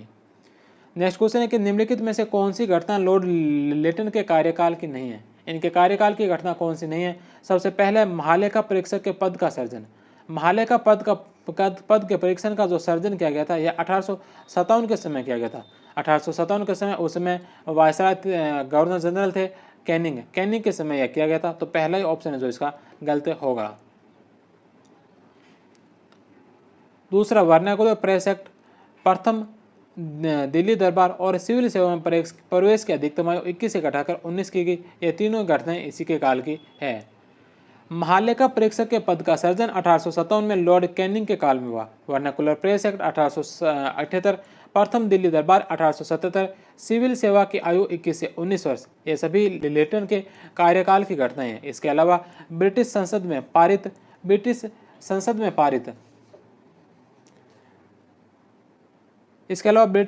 में पारित रॉयल टाइल्स एक्ट 1876 के तहत दिल्ली दरबार के दौरान 1 जनवरी 1877 को महारानी विक्टोरिया को भारत की साम्राज्ञी घोषित किया गया और उन्हें केसर ए हिंद का दर्जा दिया गया। यह उस समय हुआ जब भयंकर अकाल पड़ा था, इसलिए कलकत्ता की एक पत्रिका ने लिखा कि जब रोम जल रहा था तब नीरो बंसी बजा रहा था। लॉर्ड रिपन ने 1882 में वर्नाकुलर प्रेस एक्ट रद्द कर दिया और सिविल सेवा में अधिकतम आयु पुनः 21 वर्ष कर दी थी। नेक्स्ट क्वेश्चन है कि लॉर्ड लेटन ने निम्नलिखित में से किससे संबंधित नहीं है? किससे संबंधित नहीं है? सबसे पहला स्टेची कमीशन। स्टेची कमीशन शस्त्र अधिनियम, वर्नाकुलर प्रेस एक्ट और एल्बर्ट बिल। एल्बर्ट बिल जो रिपन के समय का 1883 का, एल्बर्ट बिल रिपन के समय का 1883 का, तो 6 नंबर ऑप्शन इसका राइट होगा। 1878 में इंडियन सिविल सर्विस परीक्षा में बैठने के लिए अधिकतम आयु 21 साल से घटाकर 19 साल कर दी गई थी, जो भारतवासियों के हित में नहीं था। उनकी पुरानी मांग की परीक्षाएं इंग्लैंड और भारत दोनों में करवाई जाए अभी भी पूरी नहीं हुई। शिक्षित भारतवासियों पर अभी तक का सबसे घृणित हमला लॉर्ड लेटन ने किया था, जो 1876 में वायसराय बनकर आया था। अपने ही विधि सदस्य की सलाह को ठुकराकर उसने 1878 में वर्नाकुलर प्रेस एक्ट बनाया। इसका मूल उद्देश्य भारतीय प्रेस का गला घोटना था, जो उपनिवेशी नीतियों की आलोचना करने लगा था। इस कानून के अंतर्गत देसी भाषाओं के समाचार पत्रों के मुद्रकों और प्रकाशकों से जमानत मांगी जाती थी, और अगर वे कुछ भी आपत्तिजनक प्रकाशित करते थे तो ये जमानतें और उनकी मशीनें जब्त कर ली जाती थी। यह कानून तुरंत ही शिक्षित भारतीयों और उनके विभिन्न संगठनों के एक देशव्यापी आंदोलन का निशाना बन गया था। उनको एक अप्रत्याशित संरक्षक ग्लैडस्टोन के रूप में मिला था, जिसने ब्रिटिश संसद में हंगामा खड़ा कर दिया था। उसी साल 1878 में लेटन ने एक नया हथियार कानून आर्म्स एक्ट जारी किया था, जिसने आग्नेय अस्त्रों के लिए पूरे भारत में एक लाइसेंस व्यवस्था शुरू की थी, लेकिन उसके दायरे में यूरोपीय और यूरेशियाई लोगों को मुक्त रखा गया। इस तरह के वातावरण में ब्रिटेन ने 1880 में लिबरल पार्टी की विजय ने भारतवासियों के मन में भारी प्रसन्नता और आशा जगाई थी। अगला प्रश्न है कि निम्नलिखित में से किस वायसराय के काल में भारतीयों को राय बहादुर और खान बहादुर की उपाधियां प्रदान की गई थी? कौन से वायसराय के काल में भारतीयों को जो राय बहादुर की और खान बहादुर की उपाधियां प्रदान की गई थी, किसके काल में की गई थी? लॉर्ड बे नंबर ऑप्शन। जनवरी 1877 में दिल्ली दरबार में यह पदवियां दी गई थी। राय बहादुर विजय सिंह मेहता को जो जोधपुर के जसवंत सिंह द्वितीय के प्रधानमंत्री थे, मैसूर के लक्ष्मण राव को, बड़ौदा के नायब दीवान विनायक राव जनार्दन आदि को यह उपाधि दी गई थी। बड़ौदा के दीवान टी माधव को राजा की उपाधि दी गई। पटियाला के सरदार अतर सिंह को मुलाज उल फजल की उपाधि दी गई थी। नेक्स्ट क्वेश्चन है कि लॉर्ड लेटन के समय पारित भारतीय शस्त्र अधिनियम के संबंध में किसने कहा था कि शस्त्र अधिनियम द्वारा हमारे ऊपर जातीय तुच्छता का बिल्ला थोप दिया गया। शस्त्र अधिनियम के द्वारा हमारे ऊपर जातीय तुच्छता का बिल्ला थोप दिया, यह बात कही थी सुरेंद्रनाथ बनर्जी ने। प्रथम कारखाना अधिनियम किस गवर्नर जनरल के कार्यकाल में पारित हुआ? प्रथम कारखाना अधिनियम जो कौन से गवर्नर जनरल के कार्यकाल में पारित हुआ था? तो प्रथम कारखाना अधिनियम जो 1881 में पारित हुआ था, और इस समय गवर्नर जनरल थे लॉर्ड रिपन जो 1880 से लेकर 1884 तक जो गवर्नर जनरल रहे थे। प्रथम कारखाना आयोग 1875 के गठन के 6 साल के बाद 1881 में यह पारित हुआ था। यह अधिनियम केवल उन्हीं कारखानों पर लागू होना था जिनमें श्रमिकों की संख्या न्यूनतम 100 हो, मशीनी शक्ति का प्रयोग करते हो और वर्ष में 4 माह से ज़्यादा समय तक चालू रहते हो। 7 साल से कम आयु के बच्चों को कपड़ा मिलों आदि में काम पर नहीं रखा जाएगा। 7 से 12 वर्ष के आयु वर्ग के बच्चों के लिए काम करने के लिए अधिकतम 9 घंटे प्रतिदिन निर्धारित किए गए।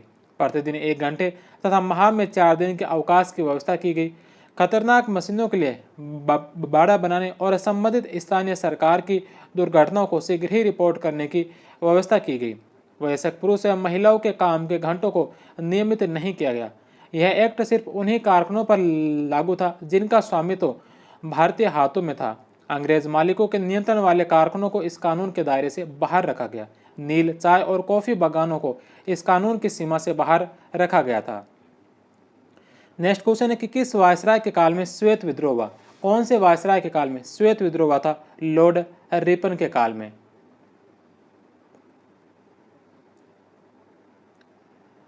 1883 के एल्बर्ट बिल विवाद के समय भारत में रहने वाले यूरोपियों के आक्रोश और प्रतिवाद के लिए श्वेत विद्रोह हुआ। हालांकि मुख्य श्वेत विद्रोह 1859 से 61 की उस घटना को कहा जाता है जब ईस्ट इंडिया कंपनी के यूरोपीय सैनिकों को बिना उनकी सहमति के ब्रिटिश क्राउन की सेना में शिफ्ट करने के बाद हुआ था। इसके अलावा लॉर्ड क्लाइव द्वारा दोहरे भत्ते बंद किए जाने पर 1766 में भी एक श्वेत विद्रोह हुआ था। नेक्स्ट क्वेश्चन है कि लॉर्ड रिपन को भारत का उद्धारक और उसके शासनकाल को भारत में स्वर्ण युग का आरंभ किसने कहा था? लॉर्ड रिपन को भारत का उद्धारक और उसके शासनकाल को भारत में स्वर्ण युग का आरंभ किसने कहा था? तो यह कहा था फ्लोरेंस नाइटिंगेल के द्वारा। B number option. Florence Nightingale ने लॉर्ड रिपन को भारत का उद्धारक कहा। 1909 के कांग्रेस अधिवेशन में मदन मोहन मालवीय ने लॉर्ड रिपन को भारतीय वायसरायों में सबसे अधिक लोकप्रिय बताया था। The duty of the age युग का कर्तव्य नामक पुस्तिका किसने लिखी? The duty of the age युग का कर्तव्य नामक पुस्तिका किसके द्वारा लिखी गई थी? लॉर्ड रिपन के द्वारा। नेक्स्ट क्वेश्चन है, सुमेलित कीजिए। यहाँ पर कुछ प्रस्ताव और कुछ अधिनियमों के बारे में दे रखा है, ये किसके द्वारा लाए गए थे? सबसे पहले नंबर पर डॉक्ट्रिन ऑफ लेप्स या व्यक्तिगत नीति या फिर हड़प नीति, यह किसके द्वारा लेके आए थे? तो यह नीति शुरू की थी डलहौजी ने। डलहौजी की नीति थी व्यक्तिगत सिद्धांत या जिसे डॉक्ट्रिन ऑफ लेप्स कहा जाता है। दूसरे नंबर पर कम्युनल अवार्ड किसके द्वारा लाया गया था? तो कम्युनल अवार्ड जो लेके आए थे ये लेके आए थे मैकडोनाल्ड जो ब्रिटिश प्रधानमंत्री थे। अगस्त प्रस्ताव किसके द्वारा पारित किया गया था? लॉर्ड लिथगो के द्वारा। और द्वैध शासन किसके द्वारा किया गया था? तो द्वैध शासन 1919 में चेम्सफोर्ड के द्वारा। 1919 का जो अधिनियम आया था उसके द्वारा द्वैध शासन प्रशासन व्यवस्था शुरू की गई थी। यह वायसराय चेम्सफोर्ड के द्वारा शुरू की गई थी। तो मैकडोनाल्ड के द्वारा कम्युनल अवार्ड, लिथगो के द्वारा अगस्त प्रस्ताव, डलहौजी के द्वारा डॉक्ट्रिन ऑफ लेप्स और चेम्सफोर्ड के द्वारा द्वैध शासन प्रणाली शुरू की गई थी। इसके अंदर बी, सी, ए और D 6 number option. Next question है कि भारत में स्थानीय स्वशासन का जनक किसे माना जाता है? भारत में स्थानीय स्वशासन का जनक किसे माना जाता है? तो स्थानीय स्वशासन का जनक माना जाता है लॉर्ड रिपन को। 6 नंबर ऑप्शन। 1882 में लॉर्ड रिपन द्वारा पेश किए गए स्थानीय स्वशासन के प्रस्ताव के अनुसार प्रत्येक जिले में जिला उपविभाग, तालुका या तहसील बोर्ड की व्यवस्था की गई। स्थानीय संस्थाओं को निश्चित कार्य व आय के साधन दिए जाएंगे। इन संस्थाओं में सरकारी हस्तक्षेप नियंत्रित करने हेतु गैर सरकारी सदस्यों की संख्या अधिक रखी गई। सरकारी अधिकारियों की संख्या अधिकतम 1/3। बोर्डों के अध्यक्ष सरकारी न होकर इनके सदस्यों द्वारा ही चुने जाते थे। नेक्स्ट क्वेश्चन है कि निम्नलिखित में से किस वायसराय के तहत एल्बर्ट बिल पेश किया गया था? निम्नलिखित में से कौन से वायसराय के तहत है जो एल्बर्ट बिल पेश किया गया था? एल्बर्ट बिल कौन से वायसराय के द्वारा पेश किया गया था? लॉर्ड रिपन के द्वारा। 6 नंबर ऑप्शन। एल्बर्ट बिल विवाद कलकत्ता, मद्रास और बंबई के न्यायालयों के अलावा शेष स्थानों पर भारतीय जजों को अंग्रेज अभिव्यक्तियों के मामले पर विचार करने का अधिकार नहीं था। वायसराय की कार्यकारिणी परिषद के कानूनी सदस्य C.P. एल्बर्ट ने फरवरी 1883 में एक बिल पेश किया जिसके अनुसार भारतीय मजिस्ट्रेटों की कुछ सीमित श्रेणियों को कस्बों में रहने वाले यूरोपियों के विरुद्ध सुनवाई का अधिकार दिया जाना था। इस बिल का यूरोपियन ने विरोध किया। विरोधियों ने European and Anglo Indian defence association 1883 नामक संगठन की स्थापना भी कर ली। यूरोपियनों के आंदोलन, श्वेत विद्रोह के कारण सरकार को झुकना पड़ा, जिसके बाद बिल में काफी बदलाव किए गए। कोई भी यूरोपीय अभियुक्त भारतीय जज के सम्मुख पेश किए जाने पर अपना मुकदमा 12 सदस्यीय जूरी द्वारा सुने जाने की मांग कर सकता था और ऐसी जूरी में कम से कम आधे सदस्य यूरोपीय होंगे। यह प्रावधान बंबई, कलकत्ता और मद्रास नगरों में भी किया गया था। European and Anglo Indian defence association के विरुद्ध एल्बर्ट बिल का समर्थन किया गया। 1883 में यूनाइटेड इंडियन कमेटी का निर्माण किया गया जिसके अध्यक्ष दरभंगा महाराजा और सचिव योमेश चंद्र बनर्जी थे। इंग्लैंड में यूरोपियन दुष्प्रचार का खंडन करने के लिए कमेटी ने लाल मोहन बोस को इंग्लैंड भेजा। एल्बर्ट बिल विवाद ने खफा रिपन ने मिस्र पर अधिकार करने के लिए भेजी गई भारतीय सैन्य टुकड़ी के व्यय का आधा भुगतान भारतीय कोष से दिए जाने का विरोध किया। अंततः उसने अपना कार्यकाल समाप्त होने से पहले ही इस्तीफा दे दिया था। उसकी शिमला से बंबई यात्रा के दौरान जनता द्वारा जगह जगह स्वागत किया गया। बंबई में रिपन ने वर्तमान म्यूनिसिपल भवन की आधारशिला रखी। बंबई नगर निगम के प्रधान फिरोज शाह मेहता द्वारा उसके सम्मान में एक अभिनंदन पत्र पढ़ा गया। नेक्स्ट क्वेश्चन है कि 1882 में लॉर्ड रिपन ने लॉर्ड मेयो के अधीन आरंभ की गई वित्तीय विकेंद्रीकरण की नीति को जारी रखा। निम्नलिखित में से वित्तीय शीर्षक फाइनेंशियल हेड इसका हिस्सा नहीं थे। कौन सा जो वित्तीय शीर्ष इसका हिस्सा नहीं थे? इसका लॉर्ड रिपन ने लॉर्ड मेयो के अधीन प्रारंभ की गई जो वित्तीय विकेंद्रीकरण जो नीति थी इसको जारी रखा था। इसमें से कौन सा इसका हिस्सा नहीं था? तो शाही शीर्ष, इंपीरियल हेड, प्रांतीय शीर्ष और विभाजित शीर्ष, ये तीनों इसके हिस्से थे। व्यापार शीर्ष, ट्रेड हेड जो इसका हिस्सा नहीं था। The number option.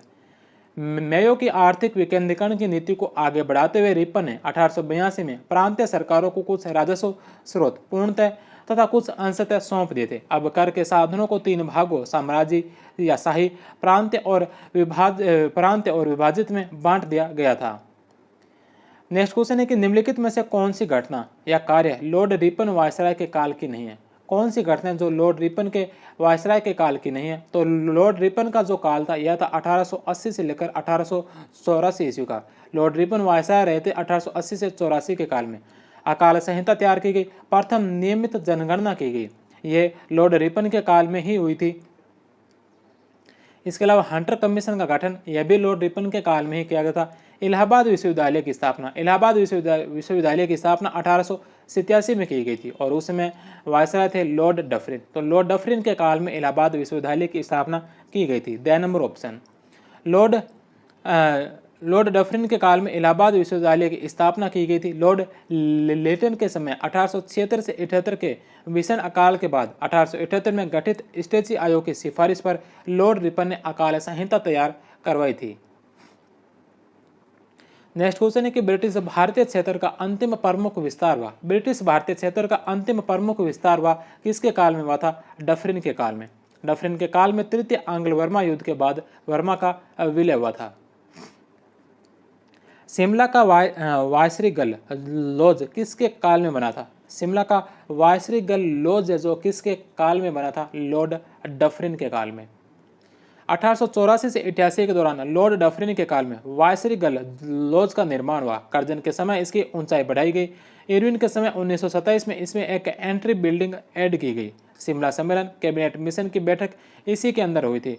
Congress, Muslim league और अंग्रेजों के त्रिपक्षीय बैठक 5 से 12 मई 1945 को भी इसी भवन के अंदर हुई थी। आज़ादी के बाद यह राष्ट्रपति भवन के रूप में काम आया। 1965 में शिक्षा मंत्रालय ने इसमें उच्च अध्ययन शिक्षा संस्थान की स्थापना की। नेक्स्ट क्वेश्चन है कि लॉर्ड डफरिन के काल में पारित निम्नलिखित में से काश्तकारी अधिनियम टेनेसी एक्ट का सही क्रम क्या है? लॉर्ड डफरिन के काल में जो टेनेसी एक्ट पारित हुए थे, इन टेनेसी एक्ट का सही कालक्रम क्या होगा? इनका सही कालक्रम क्या है? तो सबसे पहले नंबर पर इसमें आएगा Bengal tenancy act. Bengal tenancy act जो 1885 में। दूसरे नंबर पर इसमें आएगा Awadh tenancy act. Awadh tenancy act 1886 का। और तीसरे नंबर पर आएगा पंजाब टेनेसी एक्ट जो 1887 का। Bengal tenancy act 1885, Awadh tenancy act 1886 और पंजाब टेनेसी एक्ट जो 1887। 1, 3 और 2 the number option. Next question है कि निम्नलिखित में से किस घटना या कार्य का संबंध लॉर्ड लैंसडाउन के काल में नहीं है? कौन सा घटना या कार्य जो लॉर्ड लैंसडाउन के कार्यकाल का नहीं है? तो इसका जो कार्यकाल रहा था यह रहा था 1888 से लेकर 1894 तक। 1888 से 1894 तक इसका कार्यकाल रहा था। तो इसमें से कौन सा जो इसके काल का नहीं है? पहला, भारत अफगानिस्तान सीमा रेखा का निर्धारण। द्वितीय, कारखाना अधिनियम। और प्रिंस अल्बर्ट विक्टर की भारत यात्रा। प्रिंस अल्बर्ट विक्टर की भारत यात्रा, ये तीनों इसी के कार्यकाल के। जेम्स लायल की अध्यक्षता में अकाल आयोग का गठन। यह अकाल आयोग का जो गठन किया गया था, यह अकाल आयोग का गठन किया गया था 1897 के अंदर। 1897 उस समय वायसराय थे एल्गिन द्वितीय। एल्गिन द्वितीय के कार्यकाल में हुआ था। तो द नंबर ऑप्शन इसका आंसर होगा। जेम्स लायल की अध्यक्षता में अकाल आयोग का गठन 1897 में एल्गिन द्वितीय के काल में हुआ। लॉर्ड लैंसडाउन 1888 से 1894 के काल की प्रमुख घटनाएं। 1891 में द्वितीय कारखाना अधिनियम आया। आयु सम्मति अधिनियम 1891 के तहत बालिकाओं के विवाह की आयु सीमा 10 से बढ़ाकर 12 वर्ष कर दी। 1893 में मार्टिमर डूरंड के द्वारा भारत अफगानिस्तान सीमा रेखा यानी कि डूरंड लाइन का निर्धारण किया गया। 1889 में प्रिंस अल्बर्ट विक्टर की भारत यात्रा। प्रधानमंत्री ग्लेड स्टोन के द्वारा थॉमस ब्रूसर की अध्यक्षता में 1893 में अफीम आयोग का गठन किया गया। इसमें 2 भारतीय सदस्य भी थे, दरभंगा महाराज लक्ष्मेश्वर सिंह और हरिदास विहारीदास देसाई। आयकर में वृद्धि की गई। आयकर में वृद्धि की गई, नमक पर पुनः कर लगाया और चांदी के सिक्कों की खुली गढ़ाई पर प्रतिबंध लगाया गया था।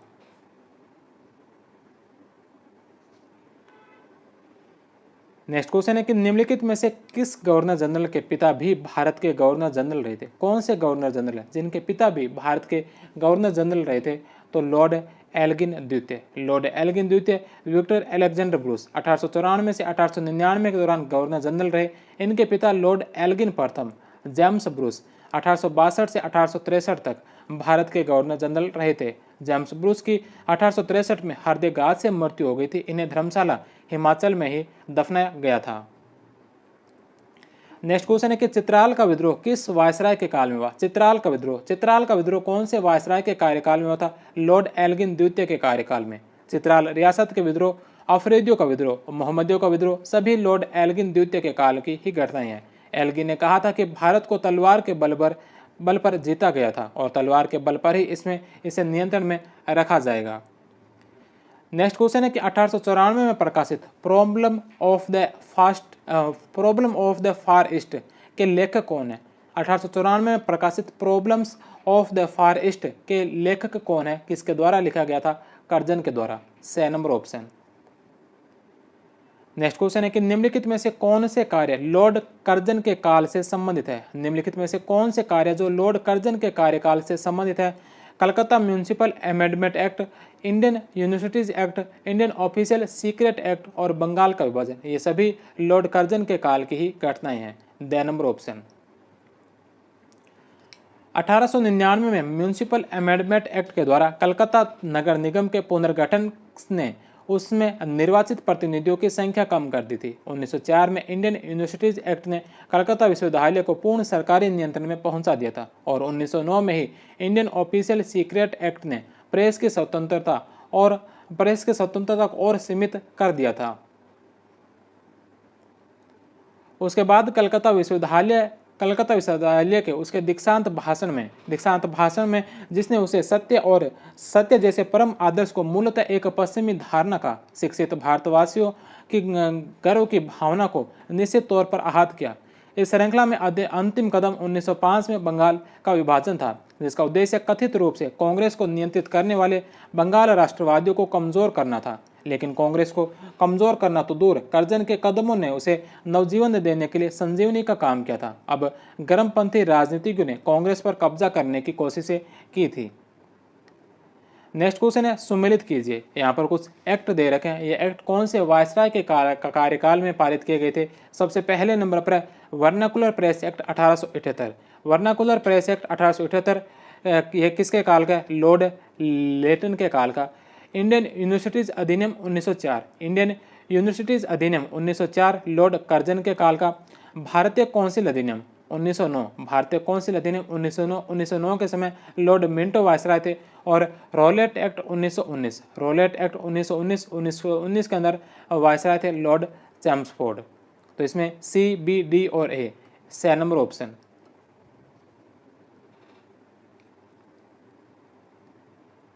नेक्स्ट क्वेश्चन है कि किस वायसराय के काल में आयकर छूट की सीमा को 500 से बढ़ाकर 1000 रुपये किया गया था? कौन से वायसराय के काल में आयकर की सीमा की छूट को 500 से बढ़ाकर 1000 किया था? लॉर्ड कर्जन के काल में। कर्जन का शासनकाल इस अर्थ में भाग्यशाली रहा कि अकालों के चक्र की समाप्ति का आरंभ हुआ। अंतिम अकाल 1899 से 1919 में पड़ा था। यद्यपि ताउन का प्रकोप वैसा प्रचंड बना रहा जो 1904 में ताउन से मरने वालों की संख्या 10 लाख पार हो गई थी। कर्जन के बजट में मुनाफे भी हर साल होते रहे। जमकर सिक्कों के ढलाई के बंद कर दिए गए और 1890 के दशक में स्वर्ण विनिमय मान स्वीकार कर लिए जाने से चांदी के रुपये का अवमूल्यन रुक गया। घरेलू मदों का भार अब वैसा नहीं रहा था जबकि रुपये के अवमूल्यन के समय रहता था और इसलिए करों में छूट देना संभव हो गया। 1899 से 1900 के अकाल के पश्चात भू राजस्व माफ कर दिया गया था। नमक कर घटा दिया गया। 1903-04 में आयकर में छूट की सीमा 500 रुपये सालाना से बढ़ाकर 1000 रुपये सालाना कर दी गई थी। रेल मार्गों के निर्माण में भी प्रगति हुई। रेलवे बोर्ड की स्थापना हुई और 6000 मील लंबी नई रेल लाइनें बिछाई गई। किसी भी अन्य वायसराय के शासनकाल में रेल मार्गों का इतना विस्तार नहीं हुआ था। साथ ही 1901 से 3 के सिंचाई आयोग के माध्यम से सिंचाई की ओर भी इस अधिक ध्यान दिया जा सका। 1905 में वाणिज्य एवं उद्योगों का एक विभाग खोला गया था। नेक्स्ट क्वेश्चन है कि निम्नलिखित में से किसकी अध्यक्षता में लॉर्ड कर्जन ने एक रेलवे कमीशन का गठन किया। किसकी अध्यक्षता के अंदर लॉर्ड कर्जन ने रेलवे कमीशन का गठन किया था। रेलवे कमीशन का गठन किसकी अध्यक्षता में किया था, तो यह क्या था, Thomas Robertson. Thomas Robertson, the number option.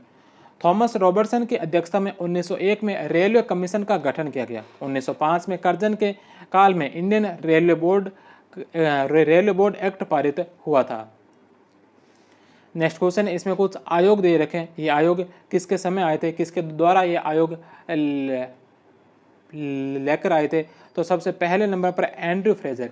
Andrew Fraser का संबंध कौन से आयोग से है, तो एंड्रयू फ्रेजर का जो संबंध है किस आयोग से, यह है पुलिस आयोग से। एंड्रयू फ्रेजर, पुलिस आयोग। अकाल आयोग, अकाल आयोग से संबंधित कौन है, तो अकाल आयोग से संबंधित है एंटनी मैकडोनाल्ड। सिंचाई आयोग, सिंचाई आयोग से संबंधित कौन है, सिंचाई आयोग से संबंधित है मॉनक्रॉफ। सिंचाई आयोग से मॉनक्रॉफ। और रेलवे आयोग से संबंध किसका है, तो रेलवे आयोग थॉमस रॉबर्टसन। Thomas Robertson. तो इसमें जैसे इसका जो राइट आंसर होगा वो हो जाएगा सबसे पहले सी के पश्चात एंटनी मैकडोनाल्ड अकाल आयोग से संबंधित ए, उसके पश्चात कॉलिन स्कॉट मैनक्रिफ्ट सिंचाई आयोग और थॉमस रॉबर्टसन रेलवे आयोग। सी, ए, बी और डी, ए नंबर ऑप्शन। अकाल आयोग 1900 से 1901 का एंटनी मैकडोनाल्ड के नेतृत्व में, सिंचाई आयोग 1901 में कॉलिन स्टॉक मॉनक्रिफ की अध्यक्षता में, रेलवे आयोग 1901 में थॉमस रॉबर्टसन की अध्यक्षता में और पुलिस आयोग 1902-3 में एंड्रयू फ्रेजर की अध्यक्षता में। इंपीरियल कैडेट कॉर्प्स की स्थापना किसने की थी, इंपीरियल कैडेट कॉर्प्स की स्थापना किसके द्वारा की गई थी, तो इसकी स्थापना की गई थी लॉर्ड कर्जन के द्वारा। इसकी स्थापना 1901 में लॉर्ड कर्जन के द्वारा राज परिवार के लड़कों और कुलीनों को सैन्य प्रशिक्षण देने के लिए की गई थी। प्राचीन स्मारक संरक्षण अधिनियम 1904 को लॉर्ड कर्जन के काल में पारित हुआ। इसके तहत भारतीय पुरातत्व संरक्षण विभाग का गठन किया गया। कर्जन के काल को मिशन, लोप और कमीशन का काल कहा जाता है। नेक्स्ट क्वेश्चन है कि पूसा में कृषि अनुसंधान संस्थान की स्थापना किस वायसराय ने की थी। पूसा में कृषि अनुसंधान संस्थान की स्थापना कौन से वायसराय के द्वारा की गई थी, लॉर्ड कर्जन के द्वारा।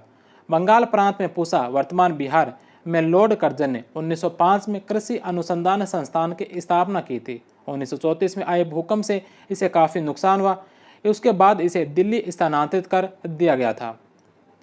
शिमला सम्मेलन कब आयोजित हुआ, शिमला सम्मेलन आयोजित कब हुआ था, तो शिमला सम्मेलन का आयोजन हुआ था 1901 के अंदर।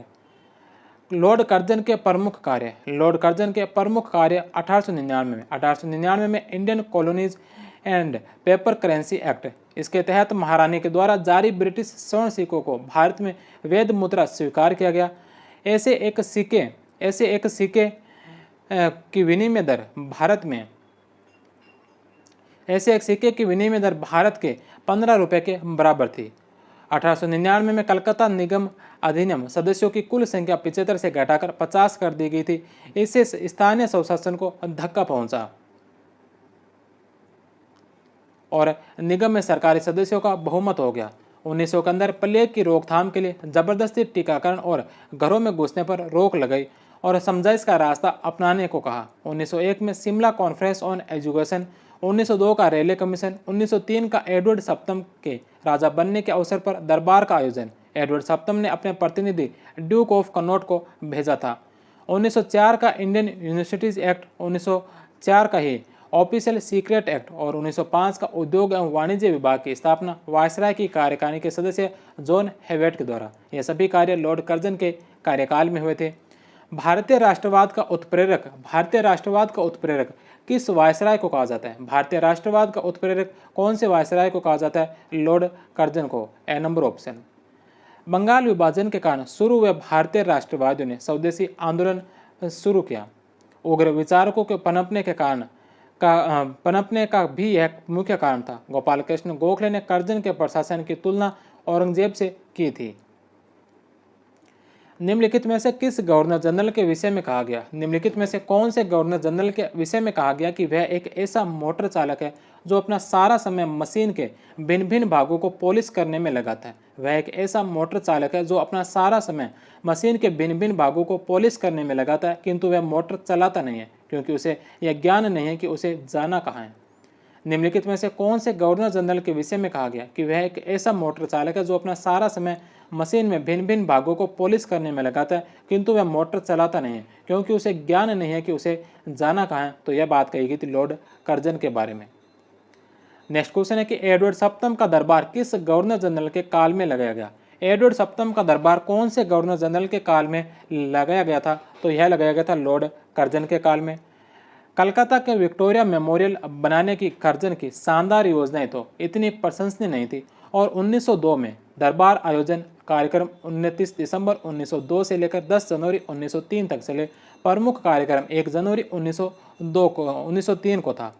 एडवर्ड सप्तम का दरबार 20 लाख से अधिक रुपए का नितांत अपव्यय था। अपने प्रशासन के आरंभिक वर्षों में कर्जन ने कुछ एक कार्य ऐसे किए जिससे उन्हें भारतीयों के बीच लोकप्रियता मिली। ये कार्य थे रंगून में एक स्त्री के साथ सामूहिक बलात्कार के लिए श्वेत सैनिकों को दंड देना, 1899 में सियालकोट के एक भारतीय रसोइयों को पीटकर मार डालने के लिए नॉर्थ लांसर्स के विरुद्ध अनुशासनात्मक कार्रवाई करना, 1902 में कलकत्ता के उच्च न्यायालय को निचले न्यायालयों के फैसले पर पुनर्विचार करने के लिए कहना, जो असफल रहा था, जिसमें असम के एक चाय बागान के प्रबंधन को एक कुली की हत्या करने के मामले में केवल 6 माह की सजा सुनाई गई थी। बयान का मामला 1904 का। नेक्स्ट क्वेश्चन है कि मेरा विचार है कि अगर मैं सत्य के उच्चतम आदर्श को काफ़ी बड़ी हद तक एक पश्चिमी धारणा कहता हूँ, मेरा विचार है कि अगर मैं सत्य के उच्चतम आदर्श को काफ़ी बड़ी हद तक एक पश्चिमी धारणा कहता हूँ, तो मैं कोई झूठा या दम्भपूर्ण दावा नहीं कर रहा होता हूँ। किसका कथन था? तो यह कथन था लॉर्ड कर्जन का। The number option. Next question है कि निम्न में से किस वायसराय ने फूट डालो राज करो का खेल खेला था? फूट डालो और राज करो का खेल किसने खेला था? लॉर्ड मिंटो ने। मुसलमानों के लिए पृथक निर्वाचन मंडल की व्यवस्था करने के कारण ऐसा कहा गया था। निम्नलिखित में से कौन भारत का एकमात्र यहूदी वायसराय था? निम्नलिखित में से कौन है जो भारत का एकमात्र यहूदी वायसराय था? यहूदी वायसराय लॉर्ड रीडिंग। 1921 से 1926 तक भारत के वायसराय रहे रफूस आइजैक या लॉर्ड रीडिंग यहूदी थे। नेक्स्ट क्वेश्चन है कि निम्नलिखित में से किसने गांधी जी के आंदोलन को राजनीतिक फिरौती कहा था? किसने जो गांधी जी के आंदोलन को राजनीतिक फिरौती कहा था? गांधी जी के आंदोलन को राजनीतिक फिरौती कहने वाले कौन थे? Lord Lithgow. The number option. British काल में दिल्ली से पहले भारत की राजधानी कहाँ थी? दिल्ली से पहले भारत की राजधानी कहाँ होती थी? तो दिल्ली से पहले भारत की राजधानी थी कलकत्ता। 12 दिसंबर 1911 को दिल्ली दरबार के दौरान किंग जॉर्ज पंचम ने भारत की राजधानी कलकत्ता से दिल्ली स्थानांतरित करने की घोषणा की थी। शहीद भगत सिंह को फांसी किस वायसराय के काल में दी गई थी? भगत सिंह को फांसी कौन से वायसराय के काल में दी गई थी? लॉर्ड इरविन के काल में। गंग नहर का उद्घाटन किसने किया? गंग नहर का उद्घाटन किया था लॉर्ड इरविन ने।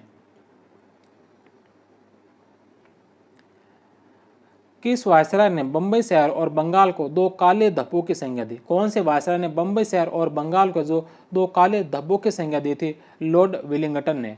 4 अप्रैल 1932 को विलिंगटन ने अपने पत्र में बंबई शहर और बंगाल को 2 काले धब्बों की संज्ञा दी थी। नेक्स्ट क्वेश्चन है कि स्वतंत्र भारत का अंतिम गवर्नर जनरल कौन था? स्वतंत्र भारत का अंतिम गवर्नर जनरल कौन था? चक्रवर्ती राजगोपालाचारी, सी राजगोपालाचारी। स्वतंत्र भारत के प्रथम गवर्नर जनरल लॉर्ड माउंटबेटन थे, जबकि प्रथम भारतीय गवर्नर जनरल और अंतिम गवर्नर जनरल सी राजगोपालाचारी थे। भारत विभाजन के समय वायसराय लॉर्ड माउंटबेटन थे। माउंटबेटन ने भारत विभाजन के लिए जिन्ना को सर्वाधिक उत्तरदायी ठहराया था। नेक्स्ट क्वेश्चन है कि निम्नलिखित वायसरायों का सही कालक्रम क्या है? निम्नलिखित वायसरायों का सही कालक्रम क्या है? इसमें सबसे पहले नंबर पर जो वायसराय है नॉर्थब्रुक का जो कार्यकाल है, यह कार्यकाल है 1872 से 1876, 1872 से 76। दूसरे नंबर पर है मिंटो का जो कार्यकाल है यह 1905 से 10 तक है। 1905 से 1910 तक रहे थे मिंटो वायसराय। लिथको का जो कार्यकाल है यह 1936 से लेकर 1943 तक 1936 से 1943 तक है। और चौथे नंबर पर है मेयो, ये इनका कार्यकाल है 1869 से लेकर 1872 तक 1869 से 1872 तक। तो इसमें सबसे पहले नंबर पर आएंगे मेयो 1869 से 1872, इसके पश्चात नॉर्थबुक 1872 से 76, फिर मिंटो 1905 से 10 और फिर आएगा लिथको 1936 से 1943। 4, 1, 2 और 3 ए नंबर ऑप्शन। अगला प्रश्न, इसके अंदर भी वायसराय को कालक्रम में लगाना है, तो इसके अंदर भी 4 वायसराय दे रखे हैं। सबसे पहले नंबर पर है लॉर्ड रेडिंग, इनका कार्यकाल रहा था 1921 से 26, 1921 से लेकर 1926 तक का। अर्ल ऑफ विलिंगटन का कार्यकाल क्या था? विलिंगटन का कार्यकाल था 1931 से लेकर 1936, 1931 से 1936। डफरिन का कार्यकाल रहा था 1884 से 1888 तक, 1884 से 1888 तक रहा था। और जॉन लॉरेंस, इसका कार्यकाल रहा था 1864 से लेकर 1869 तक, 1864 से 1869 तक। तो सबसे पहले 3 नंबर, इसके पश्चात 4 नंबर, 3, 4 और इसके पश्चात लॉर्ड रीडिंग 1921 से 26 तक और इसके पश्चात विलिंगटन 31 से 37 तक। 3, 4, 1 और 2 ए नंबर ऑप्शन। नेक्स्ट क्वेश्चन है कि अफीम उत्पादन के सभी पक्षों का अध्ययन करने हेतु रॉयल आयोग की स्थापना का श्रेय किसे? अफीम आयोग का सभी पक्षों का अध्ययन करने के लिए रॉयल आयोग का स्थापना का श्रेय किसको है? रॉयल आयोग की स्थापना का श्रेय किसको जाता है? तो यह लॉर्ड एमहर्स्ट को। प्रोविजनल आंसर की में इसका उत्तर सही दिया गया है, लेकिन संभवतः इसके विकल्प गलत है, क्योंकि अफीम संबंधी जो रॉयल कमीशन का गठन हुआ था यह 1893 में हुआ था। इस संबंध में लॉर्ड लैंसडाउन वायसराय था। 1895 में इसकी रिपोर्ट आई थी।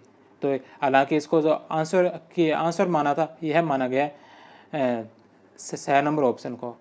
किसने सिंध को विजय कर उसे ब्रिटिश साम्राज्य में मिलाया था? सिंध को विजय करके उसको ब्रिटिश साम्राज्य में मिलाने वाले कौन थे? नेपियर। लॉर्ड एलनब्रो के काल में 1843 के अंदर चार्ल्स नेपियर ने जो सिंध को विजय करके ब्रिटिश साम्राज्य के अंदर मिलाया था। तो ये थे इसके महत्वपूर्ण 124 प्रश्न गवर्नर जनरल और वायसराय से संबंधित। अब इन्हीं गवर्नर जनरल और वायसराय से संबंधित कुछ महत्वपूर्ण घटनाएं आगे 4-5 पेज इन सारणियों के दे रखे हैं। तो इन सभी सारणियों से एक बार दोबारा इस पूरे चैप्टर का रिवीजन कर लेते हैं। गवर्नर जनरल और वायसराय से संबंधित महत्वपूर्ण घटनाएं। 10 अगस्त 1765 को व्यापार समिति गठित की गई। नमक, सुपारी, तंबाकू के व्यापार का एकाधिकार दिया गया। जनवरी 1766 में सिपाहियों को युद्धकाल में मिलने वाले दोहरे भत्ते बंद कर दिए गए, जिसे करने पर श्वेत विद्रोह हुआ था। 1776 के अंदर कलायू ने डिप्रेशन के कारण आत्महत्या की थी। 1772 में बंगाल में द्वैध शासन प्रणाली की समाप्ति की गई थी वॉरेन हेस्टिंग्स के द्वारा। 1772 में कलेक्टर के पद का सृजन किया गया था वॉरेन हेस्टिंग्स के द्वारा। 1772-73 में रेवेन्यू कमेटी का गठन किया गया। 1773 में रेगुलेटिंग एक्ट पारित हुआ। 1773 में कलकत्ता में टकसाल की स्थापना की गई वॉरेन हेस्टिंग्स के द्वारा। 1774 में कलकत्ता में उच्चतम न्यायालय की स्थापना की गई। 1774 में ही रेगुलेटिंग एक्ट के तहत वॉरेन हेस्टिंग्स बंगाल का प्रथम गवर्नर जनरल बना था। 1774 में ही कलकत्ता जनरल पोस्ट ऑफिस की स्थापना की गई थी। 1784 के अंदर पिट्स इंडिया एक्ट पारित हुआ। 15 जनवरी 1784 को एशियाटिक सोसाइटी की स्थापना विलियम जोन्स और वॉरेन हेस्टिंग्स के द्वारा। 1786 में गवर्नर जनरल व सेनापति का पद एक ही कर दिया गया था। 1787 के अंदर एडवर्ड बर्क ने हेस्टिंग्स के विरुद्ध महाभियोग का प्रस्ताव रखा। 1789 के अंदर दास प्रथा और दासों के निर्यात पर प्रतिबंध लगा दिया। 1793 में कानून का संग्रह किया गया, कॉर्नवालिस कोड तैयार किया गया, जिसने कर तथा न्याय प्रशासन को पृथक कर दिया था। 1795 में खुर्दा के युद्ध में मराठों ने निजाम को पराजित किया था। 1799 के अंदर वेलेजली ने पुर्तगालियों की अनुमति से गोवा में अंग्रेज कर्नल विलियम क्लर्क के नेतृत्व में सेना भेजी थी।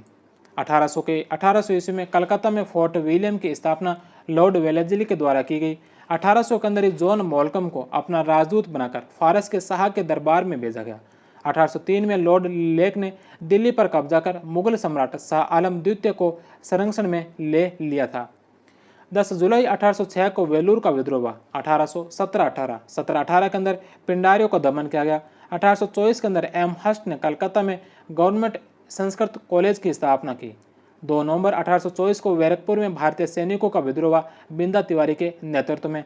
1830 में ठगी प्रथा का दमन किया गया कर्नल सलीमैन के माध्यम से। 1831 के अंदर कुशासन के आधार पर मैसूर का विलय। 1832 में कछार का ब्रिटिश साम्राज्य में विलय। 1834 में कुर्ग का विलय। 1834 में ही भारत का प्रथम governor general Lord William Bentinck बना। 1834 में आगरा प्रेसिडेंसी का सर्जन किया गया। 1834 में मैकाले की अध्यक्षता में विधि आयोग का गठन। 1839 में कलकत्ता से दिल्ली तक शेरशाह सूरी मार्ग का पुनर्निर्माण किया गया तथा इसका नाम ग्रांड ट्रंक रोड रखा गया। 1843 में ग्वालियर का राज्य हड़प लिया गया। 1843 में भारतीय दास प्रथा अधिनियम एक्ट 5 ऑफ 1843 पारित हुआ। दास प्रथा को अवैध घोषित किया गया। 1852 के अंदर डलहौजी ने पेशवा बाजीराव के उत्तराधिकारी और दत्तक पुत्र धोंदुपत नाना साहब की पेंशन बंद कर दी थी। 16 अप्रैल 1853 को भारत में प्रथम रेलगाड़ी बम्बई से थाने के बीच लगभग 34 किलोमीटर चलाई थी। 1853 में प्रथम तार लाइन कलकत्ता से आगरा के मध्य शुरू हुई। 1853 में ही चार्टर पारित कर सिविल सेवा के लिए प्रतियोगिता परीक्षा की व्यवस्था की गई थी। 1854 में नया पोस्ट ऑफिस एक्ट पारित किया गया। डाक विभाग का गठन किया गया। 1854 में लोक निर्माण विभाग की स्थापना की गई। 1854 में ही गंग नहर को सिंचाई के लिए खोला गया। 1856 में डलहौजी ने बंगाल तोपखाने को कलकत्ता से मेरठ स्थानांतरित किया। 1856 में विधवा पुनर्विवाह अधिनियम 1856 की धारा 15 से विधवा विवाह को कानूनी मान्यता दी गई थी। 1857 के अंदर महालेखा परीक्षक पद का सर्जन किया गया। 1858 के अंदर महारानी विक्टोरिया का उद्घोषणा। 1859 से 51 के दौरान सोवियत विद्रोह हुआ। कंपनी के यूरोपियन सैनिकों को बिना सहमति के ब्रिटिश क्राउन को सौंप दिया गया था। 1860 के अंदर भारत में पहली बार जेम्स विल्सन ने बजट पेश किया। 1860 में मैकाले के द्वारा इंडियन पेनल कोड तैयार किया गया। 1861 में भारतीय परिषद अधिनियम पारित कर पोर्टफोलियो प्रणाली लागू की गई। 1861 में कोड ऑफ क्रिमिनल प्रोसीजर पारित किया गया। 1861 में भारतीय उच्च न्यायालय अधिनियम पारित हुआ। बम्बई, कलकत्ता, मद्रास में उच्च न्यायालय की स्थापना की गई। 1861 में ब्रिटिश भारत में पुलिस अधिनियम लागू हुआ। 1 जनवरी 1862 को भारतीय दंड संहिता लागू हुई। 1863 में प्रथम भारतीय आईसीएस सत्येंद्र नाथ टैगोर बने। 1864 से 65 के दौरान भूटान पर आक्रमण किया गया। 1865 में प्रथम टेलीग्राफ सेवा शुरू की गई भारत और यूरोप के मध्य। 1868 में राजकोट में राजकुमार कॉलेज की स्थापना कर्नल किटिंग के प्रयासों से हुई। 1870 के अंदर केंद्रीय एवं प्रांतीय वित्त व्यवस्था के पृथक्करण की शुरुआत हुई। 1871 में कृषि विभाग एवं वाणिज्य विभाग का गठन किया गया। 1872 में ब्रिटिश काल की प्रथम जनगणना करवाई गई। 1872 में म्योर सेंट्रल कॉलेज इलाहाबाद की नींव रखी गई। 1875 में प्रिंस ऑफ वेल्स का भारत भ्रमण हुआ। 1875 के अंदर बड़ौदा शासक मल्हार राव गायकवाड़ को भ्रष्टाचार में कुशासन के आरोप पर हटा दिया गया था। 1875 में अजमेर के राजकुमार कॉलेज मेयो कॉलेज की स्थापना की गई थी। 1876 में शाही उपाधि अधिनियम पारित किया गया। 1876 में शाही उपाधि अधिनियम पारित किया गया। 1 जनवरी 1877 को प्रथम दिल्ली दरबार का आयोजन महारानी विक्टोरिया को केसर ए हिंद की उपाधि दी गई। 1878 के अंदर वर्नाकुलर प्रेस एक्ट पारित किया गया। इसे गैंगिंग एक्ट भी कहा जाता है लॉर्ड लेटन के द्वारा। 1878 के अंदर आर्म्स एक्ट पारित किया गया। 1878 में ही सिविल सेवा परीक्षा की अधिकतम आयु 19 वर्ष की गई। 1878 के अंदर सर रिचर्ड स्टर्जी के नेतृत्व में अकाल आयोग का गठन किया गया। 1882 में स्थानीय स्वशासन की शुरुआत की गई लॉर्ड रिपन के द्वारा। 1881 के अंदर भारत की प्रथम नियमित जनगणना संपन्न हुई थी, यह भी लॉर्ड रिपन के समय। 1881 में ही मैसूर राज्य को पैतृक उत्तराधिकारी को लौटा दिया था। 1883 को एल्बर्ट बिल पेश किया गया था लॉर्ड रिपन के द्वारा। 1883 में European and Anglo Indian defence association की स्थापना की गई। 1885 के अंदर बंगाल एवं अवध का टेनेसी एक्ट पारित हुआ। 1886 के अंदर स्थायी आयकर की शुरुआत हुई थी लॉर्ड डफरिन के समय। 1887 के अंदर पंजाब टेनेसी एक्ट पारित हुआ। 1891 में संपत्ति आयु अधिनियम बना। बालिकाओं की विवाह की आयु न्यूनतम 10 से बढ़ाकर 12 वर्ष कर दी गई थी। 1892 में भारत परिषद अधिनियम में प्रावधान कर पहली बार भारत में अप्रत्यक्ष निर्वाचन को अपनाया गया था। 1893 में अफीम आयोग का गठन किया गया थॉमस ब्रोसे के द्वारा लैंसडाउन के काल में। 1896-97 में चित्राल एवं अफरीदियों का उपदर हुआ। 1899 में Calcutta municipal amendment act Calcutta नगर निगम का पुनर्गठन पारित कर स्थानीय स्वशासन की व्यवस्था को समाप्त कर दिया गया था। 1899 में इंडियन करेंसी अधिनियम पारित किया गया। 1900 के अंदर पंजाब भूमि हस्तांतरण अधिनियम पारित किया गया। 1900 से 1901 में अकाल आयोग एंटनी मैकडोनाल्ड के द्वारा गठित किया गया। 1901 के अंदर कृषि इंस्पेक्टर की नियुक्ति की गई। 1901 में ही शिमला में शिक्षाविदों का सम्मेलन बुलाया गया। 1901 में ही सिंचाई आयोग की स्थापना की गई। 1901 में ही रेलवे आयोग का गठन किया गया। 1901 में ही इंपीरियल कैडेट कॉर्प्स की स्थापना की गई। 1902 में टॉमस रेले की अध्यक्षता में विश्वविद्यालय आयोग रेले कमीशन का गठन किया गया। सैयद हुसैन बिलगामी और मुखर्जी दास गुरुदास बनर्जी 2 भारतीय सदस्य थे। 1902-03 में पुलिस आयोग का गठन किया गया। 1902-03 में CID की स्थापना की गई। 1903 में द्वितीय दिल्ली दरबार का आयोजन हुआ। 1904 में प्राचीन स्मारक प्रतिरक्षण अधिनियम पारित हुआ। 1904 में इंडियन ऑफिशियल सीक्रेट्स एक्ट पारित हुआ। 1904 में भारतीय विश्वविद्यालय कानून बना लॉर्ड कर्जन के द्वारा। 1904 में सहकारी उधार समिति अधिनियम पारित किया गया। 1905 के अंदर पूसा कृषि अनुसंधान संस्थान की स्थापना की गई। अमेरिका के हेनरी क्रिप्स ने 30,000 पाउंड का सहयोग दिया था। 1905 के अंदर उद्योग एवं वाणिज्य विभाग की स्थापना की गई जॉन हेवेट के द्वारा। 1905 में इंडियन रेलवे एक्ट पारित हुआ। 18 फरवरी 1911 को भारत में हवाई डाक सेवा का आरंभ इलाहाबाद के नैनी से किया गया। 1911 में तृतीय दिल्ली दरबार का आयोजन जॉर्ज पंचम व क्वीन मैरी दिल्ली आए। 1914 में Indian post and Telegram department बनाया गया। 1916 के अंदर बनारस हिंदू विश्वविद्यालय की स्थापना की गई, जिसके प्रथम चांसलर मैसूर के कृष्ण राजा वोडियार वंश के थे और प्रथम vice chancellor Rai Bahadur sir Sundarlal को बनाया गया। 1918 में इंडियन लिबरल फेडरेशन की स्थापना की गई। नवंबर 1921 में प्रिंस ऑफ वेल्स का भारत भ्रमण हुआ। 1922 में इलाहाबाद में सर्वप्रथम ICS परीक्षा का आयोजन किया गया। लॉर्ड रीडिंग के काल में भारत में पहली बार जो ICS परीक्षा का आयोजन हुआ 1922 में। 1926 में शाही कृषि आयोग का गठन हुआ। 1928 में इसकी रिपोर्ट प्रस्तुत की गई। 3 फरवरी 1928 को साइमन कमीशन बम्बई पहुंचा लॉर्ड इरविन के समय। 26 जनवरी 1930 को कांग्रेस के द्वारा लाहौर में प्रथम स्वतंत्रता दिवस मनाया गया था लॉर्ड इरविन के काल में। अब बंगाल के गवर्नर, इसके पश्चात हम देखेंगे बंगाल के गवर्नर जनरल, फिर भारत के गवर्नर जनरल और फिर भारत के वायसराय। बंगाल के गवर्नर जनरल सबसे पहले हैं सर चार्ल्स आयर, 26 मई 1700 से लेकर 7 जनवरी 1701 तक। रोजर ड्रेक 8 अगस्त 1752 से 1758 तक। कर्नल रॉबर्ट क्लाइव 27 जून 1758 से 28 जनवरी 1760 तक। जॉन हेलवेल कार्यवाहक रहे थे 1760 में। हेनरी वेस्टार्ट 27 जुलाई 1760 से लेकर 3 दिसंबर 1764 तक। जॉन स्पेंसर यह कार्यवाहक गवर्नर बने थे 1764-65 में। रॉबर्ट क्लाइव 3 मई 1765 को लेकर 29 जनवरी 1767 तक इसका दूसरा कार्यकाल था। पहला जो कार्यकाल था यह 1758 से 1760 तक का था। हेनरी वेरेलिस्ट यह 29 जनवरी 1767 से लेकर 26 दिसंबर 1769 तक गवर्नर रहे थे। जॉन कॉर्टियर जो 26 दिसंबर 1769 से लेकर 13 अप्रैल 1772 तक रहे थे। वॉरेन हेस्टिंग्स यह अंतिम गवर्नर थे और प्रथम गवर्नर जनरल थे 13 अप्रैल 1772 से लेकर 20 अक्टूबर 1774 तक। इसके पश्चात बंगाल के गवर्नर जनरल जिसमें सबसे पहले नंबर पर नाम आएगा वॉरेन हेस्टिंग्स का। वॉरेन हेस्टिंग्स 20 अक्टूबर 1774 से 8 फरवरी 1785 तक बंगाल के प्रथम गवर्नर जनरल रहे। इन्हें 13 अप्रैल 1772 को बंगाल का गवर्नर नियुक्त किया गया था। 1773 के रेगुलेटिंग एक्ट के अनुसार अब बंगाल के गवर्नर के स्थान पर बंगाल का गवर्नर जनरल पद बना और बम्बई और मद्रास प्रेसिडेंसी के गवर्नर अब बंगाल के गवर्नर के सब ऑर्डिनेट हो गए थे। सर जॉन मैकफर्सन ये कार्यवाहक गवर्नर जनरल बने थे 1785-86 में। लॉर्ड कॉर्नवालिस जो 12 सितंबर 1786 से 28 अक्टूबर 1793 तक रहे थे।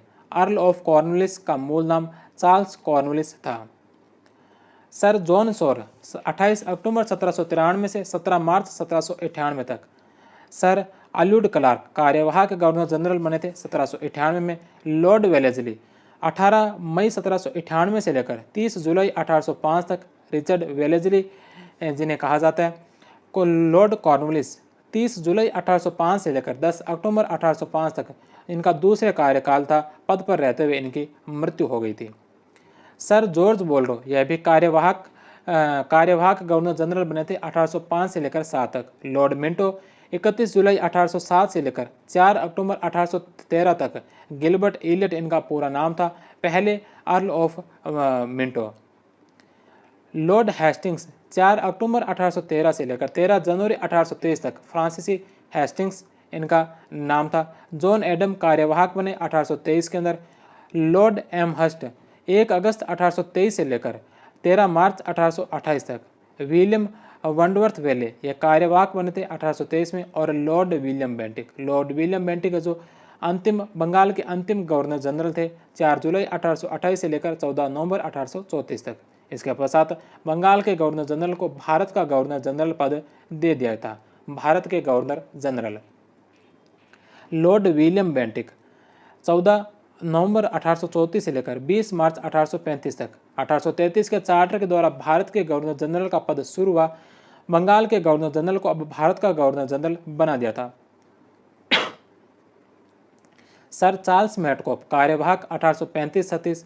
लॉर्ड ऑकलैंड 4 मार्च 1836 से लेकर 28 फरवरी 1842 तक। जॉर्ज ईडन लॉर्ड एलनब्रो जो 28 फरवरी 1842 से 12 फरवरी 1844 तक।